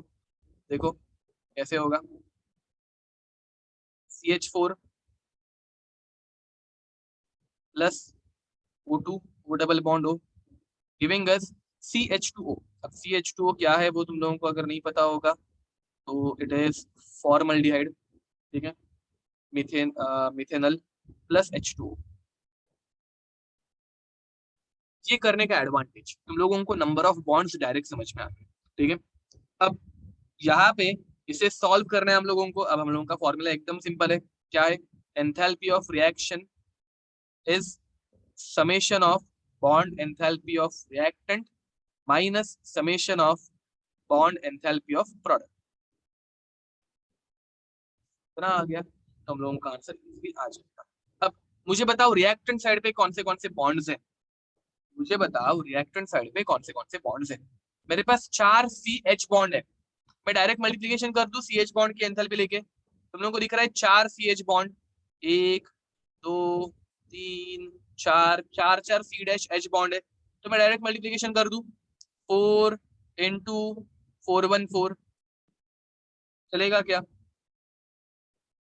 अब रिएक्टेंट साइड पे एक O double bond O bond भी है, तो एक ही O double bond O bond है, and O double bond O bond के लिए वैल्यू देके रखी है 499, तो ये 499 जिसको हम लोग बाद में 500 पकड़ लेंगे, चलेगा। माइनस अब प्रोडक्ट साइड पे तुम लोगों को C डैश H बॉन्ड दिख रहे हैं क्या? दो प्रोडक्ट साइड पे तुम लोगों को C डैश H बॉन्ड दिख रहे हैं, कितने दिख रहे हैं? दो दिख रहे हैं, तो यहाँ पे तुम लोग 2 इंटू 414 करोगे, प्लस एक C double bond O bond दिख रहा है क्या? तो एक C double bond O bond के लिए प्लस 745, प्लस दो OH बॉन्ड दिख रहे हैं क्या?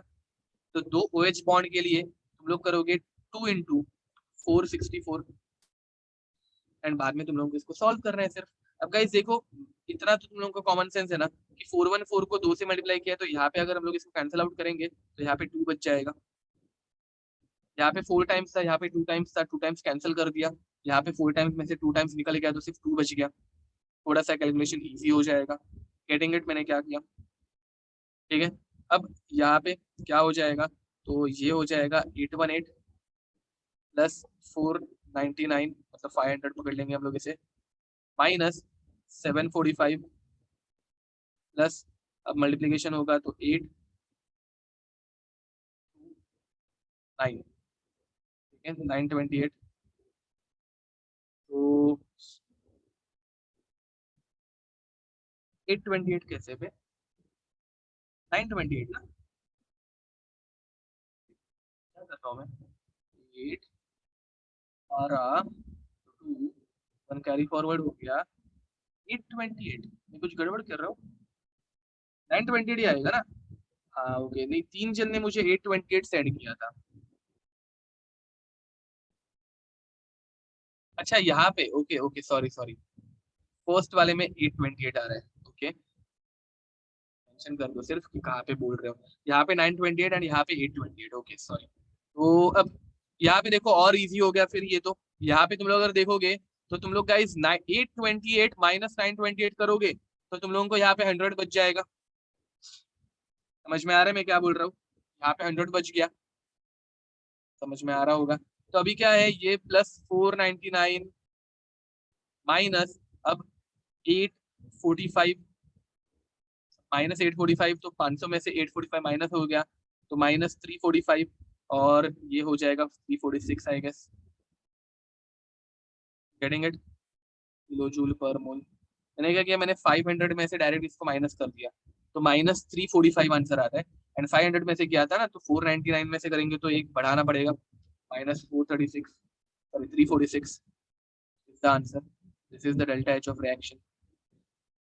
Getting it? ऐसा टाइप का और एक क्वेश्चन दूं क्या? देखो, थर्मोकेमिस्ट्री एंड हम लोगों का जो थर्मोडायनेमिक्स है, इसमें यही ज्यादा करके आते हैं, यही वाले क्वेश्चन मेजरली आते हैं, ठीक है। तो इनके ऊपर ही ज्यादा, ये ऐसे फालतू क्वेश्चन ही ज्यादा पूछे जाते हैं केमिस्ट्री में, ठीक है।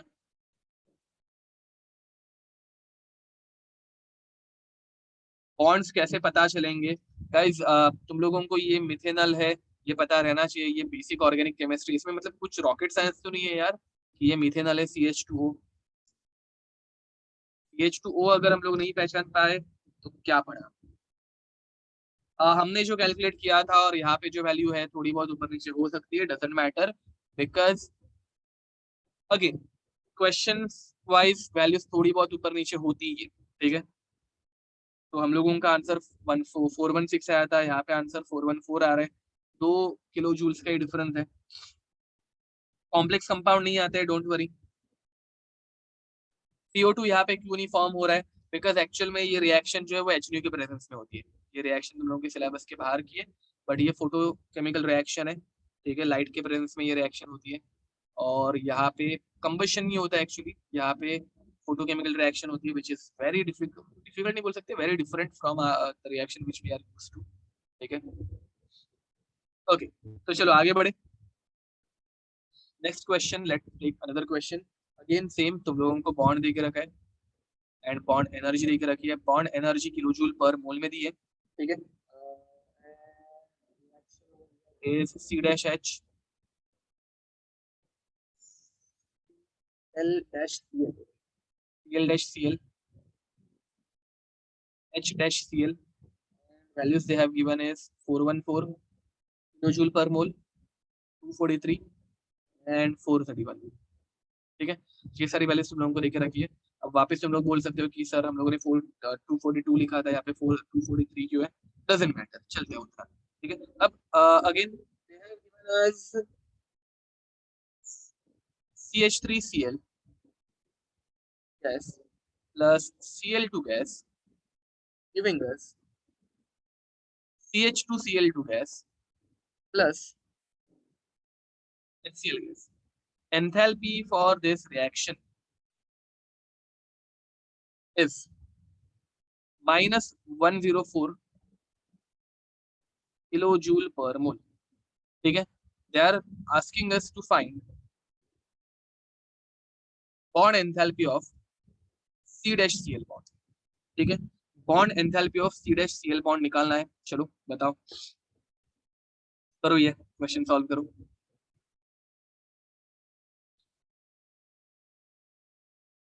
कौन आंसर निकाल पाता है। गाइस ये इतना हो गया ना, मतलब अभी तो समझ के चलो कि हम लोगों का मेंस पॉइंट ऑफ व्यू, ठीक है, थर्मोकेमिस्ट्री हो गया।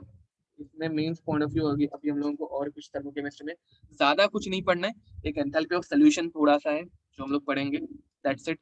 ठीक है, and mains point of view thermochemistry is over. Next lecture में हम लोग entropy gives free energy, second law of thermodynamics वो थोड़ा बहुत देख लेंगे। 2 more lecture and then this chapter will be over. Mains and neat point of view. ठीक है, by the way this is our lecture number 5 या 6. This is the 6th lecture. Okay,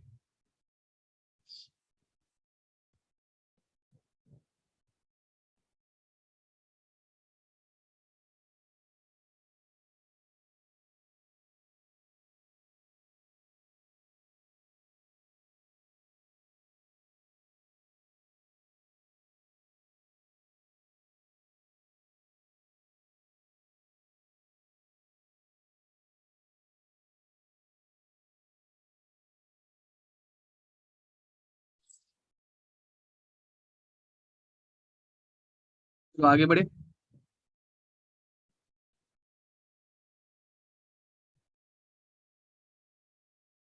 okay, Siddhesh correct answer है, correct answer है।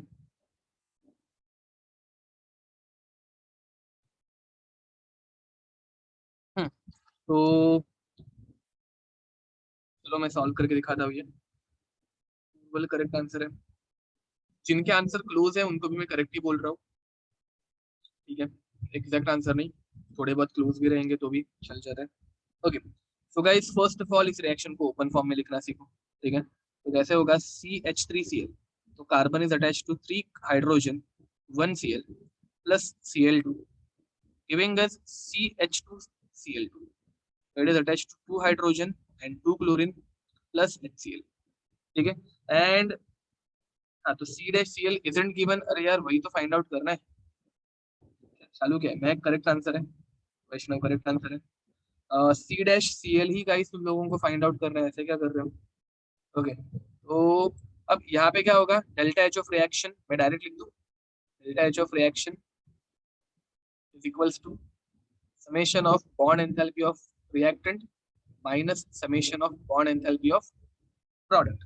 अब reaction की bond enthalpy हम लोगों को पहले से देके रखी है, मैं डायरेक्ट वैल्यूज पुट कर रहा हूँ। ठीक है, which is minus 104 kilojoule per mole. अब बॉन्ड एंथैल्पी ऑफ रिएक्टेंट, अब रिएक्टेंट साइड पे तुम लोगों को कितने C डैश H बॉन्ड दिख रहे हैं, तो मुझे C डैश H बॉन्ड दिख रहे हैं 3। अब guys 3 C dash H bond है, तो 3 इंटू 3 414, समझ में आ रहा है, 3 इंटू 414 प्लस, अब मुझे C डैश Cl बॉन्ड एक दिख रहा है, तो एक उसकी हम लोगों को बॉन्ड एंथैल्पी निकालनी है, तो bond enthalpy of C dash Cl bond जो हम लोगों को दी नहीं है, plus Cl dash Cl bond कितना है, एक ही है, एंड उसकी वैल्यू कितनी है 214, तो प्लस 214 नहीं सॉरी 243 दिस माइनस। अब बॉन्ड एंथैल्पी प्रोडक्ट साइड पे मुझे 2 C डैश H बॉन्ड दिख रहे हैं, तो 2 इंटू 414 प्लस यहाँ पे मुझे दो bond enthalpy of C dash C L bond दिख रही है, तो C dash C L bond 2 times, ठीक है, समझ में आ रहा होगा। Plus H dash C L bond एक ही है, and H dash C L bond के लिए बॉन्ड एंथैल्पी दी है 431, एंड ये ब्रैकेट क्लोज, ठीक है। अब गाइस पहले जैसे किया था वैसे के वैसे सेम टू सेम हो रहे हैं। देखो यहाँ पे 2 है तो ये 2 टाइम्स, और यहाँ पे 3 टाइम्स था, तो 3 टाइम में से अगर हम लोग कैंसिल करेंगे तो सिर्फ एक टाइम बचेगा। यहाँ पे 3 टाइम्स करोगे, वहां पे 2 टाइम्स करोगे, तो कैंसिलेशन करने के बाद 1 टाइम बचेगा। अब गाइस यहाँ पे एक बॉन्ड एंथैल्पी है, इसे कैंसिल आउट करोगे, एंड यहाँ पे 2 टाइम्स था, तो 2 टाइम्स में से एक कैंसिल आउट करोगे तो 1 टाइम बचेगा। That's it. देखो कितना इजीली आंसर आ रहा है। तो what you will get -104 is equals to, अब 414 प्लस 243 कितना हो जाता है, तो 4 + 3 7, 1 + 4 5, एंड 4 + 2 6, प्लस यहाँ पे और कुछ नहीं बचा, सॉरी, माइनस, अब यहाँ पे क्या बच रहा है, तो bond enthalpy of C dash C L -431, समझ में आ रहा है। ये ब्रैकेट ओपन करने के बाद वैल्यूज अंदर मल्टीप्लाई हो जाएंगे तो ये माइनस हो जाएगा। अब बाकी तो तुम लोगों को क्या, जैसे जिस सीक्वेंस में सॉल्व कर रहे हो उस सीक्वेंस में सॉल्व कर सकते हो, ठीक है। तो bond enthalpy of C dash Cl bond will become 657। ये इस तरफ आएगा तो ये प्लस बन जाएगा, तो मैं डायरेक्ट ऐड कर दूं क्या, देखो 761 होगा, ये एकदम इजी कैलकुलेशन है, -431। तो finally bond enthalpy of C dash Cl bond बनेगा 1 - 1 0, 3 - 6 3, and 7 - 4 3, plus 330 kilo joule per mole, as simple as that। देखो मुझे नहीं लगता इतने इजी क्वेश्चन और किसी जगह पे हम लोगों ने सॉल्व किया आज तक। एटॉमिक स्ट्रक्चर बोलो, मोल कंसेप्ट बोलो, उनके कंपैरिजन में तो ये बहुत इजी है।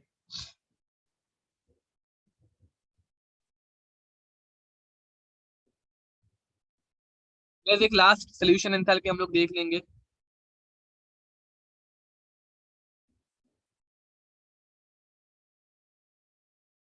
गए। हम्म, ठीक है चलो, आज बहुत सारे क्वेश्चन हो गए, बहुत मतलब बहुत ही सारे, तो ठीक है चलो, थक गए, fine. So guys, we'll stop over here. Till then, see you next time. Bye bye and God bless you. Bye.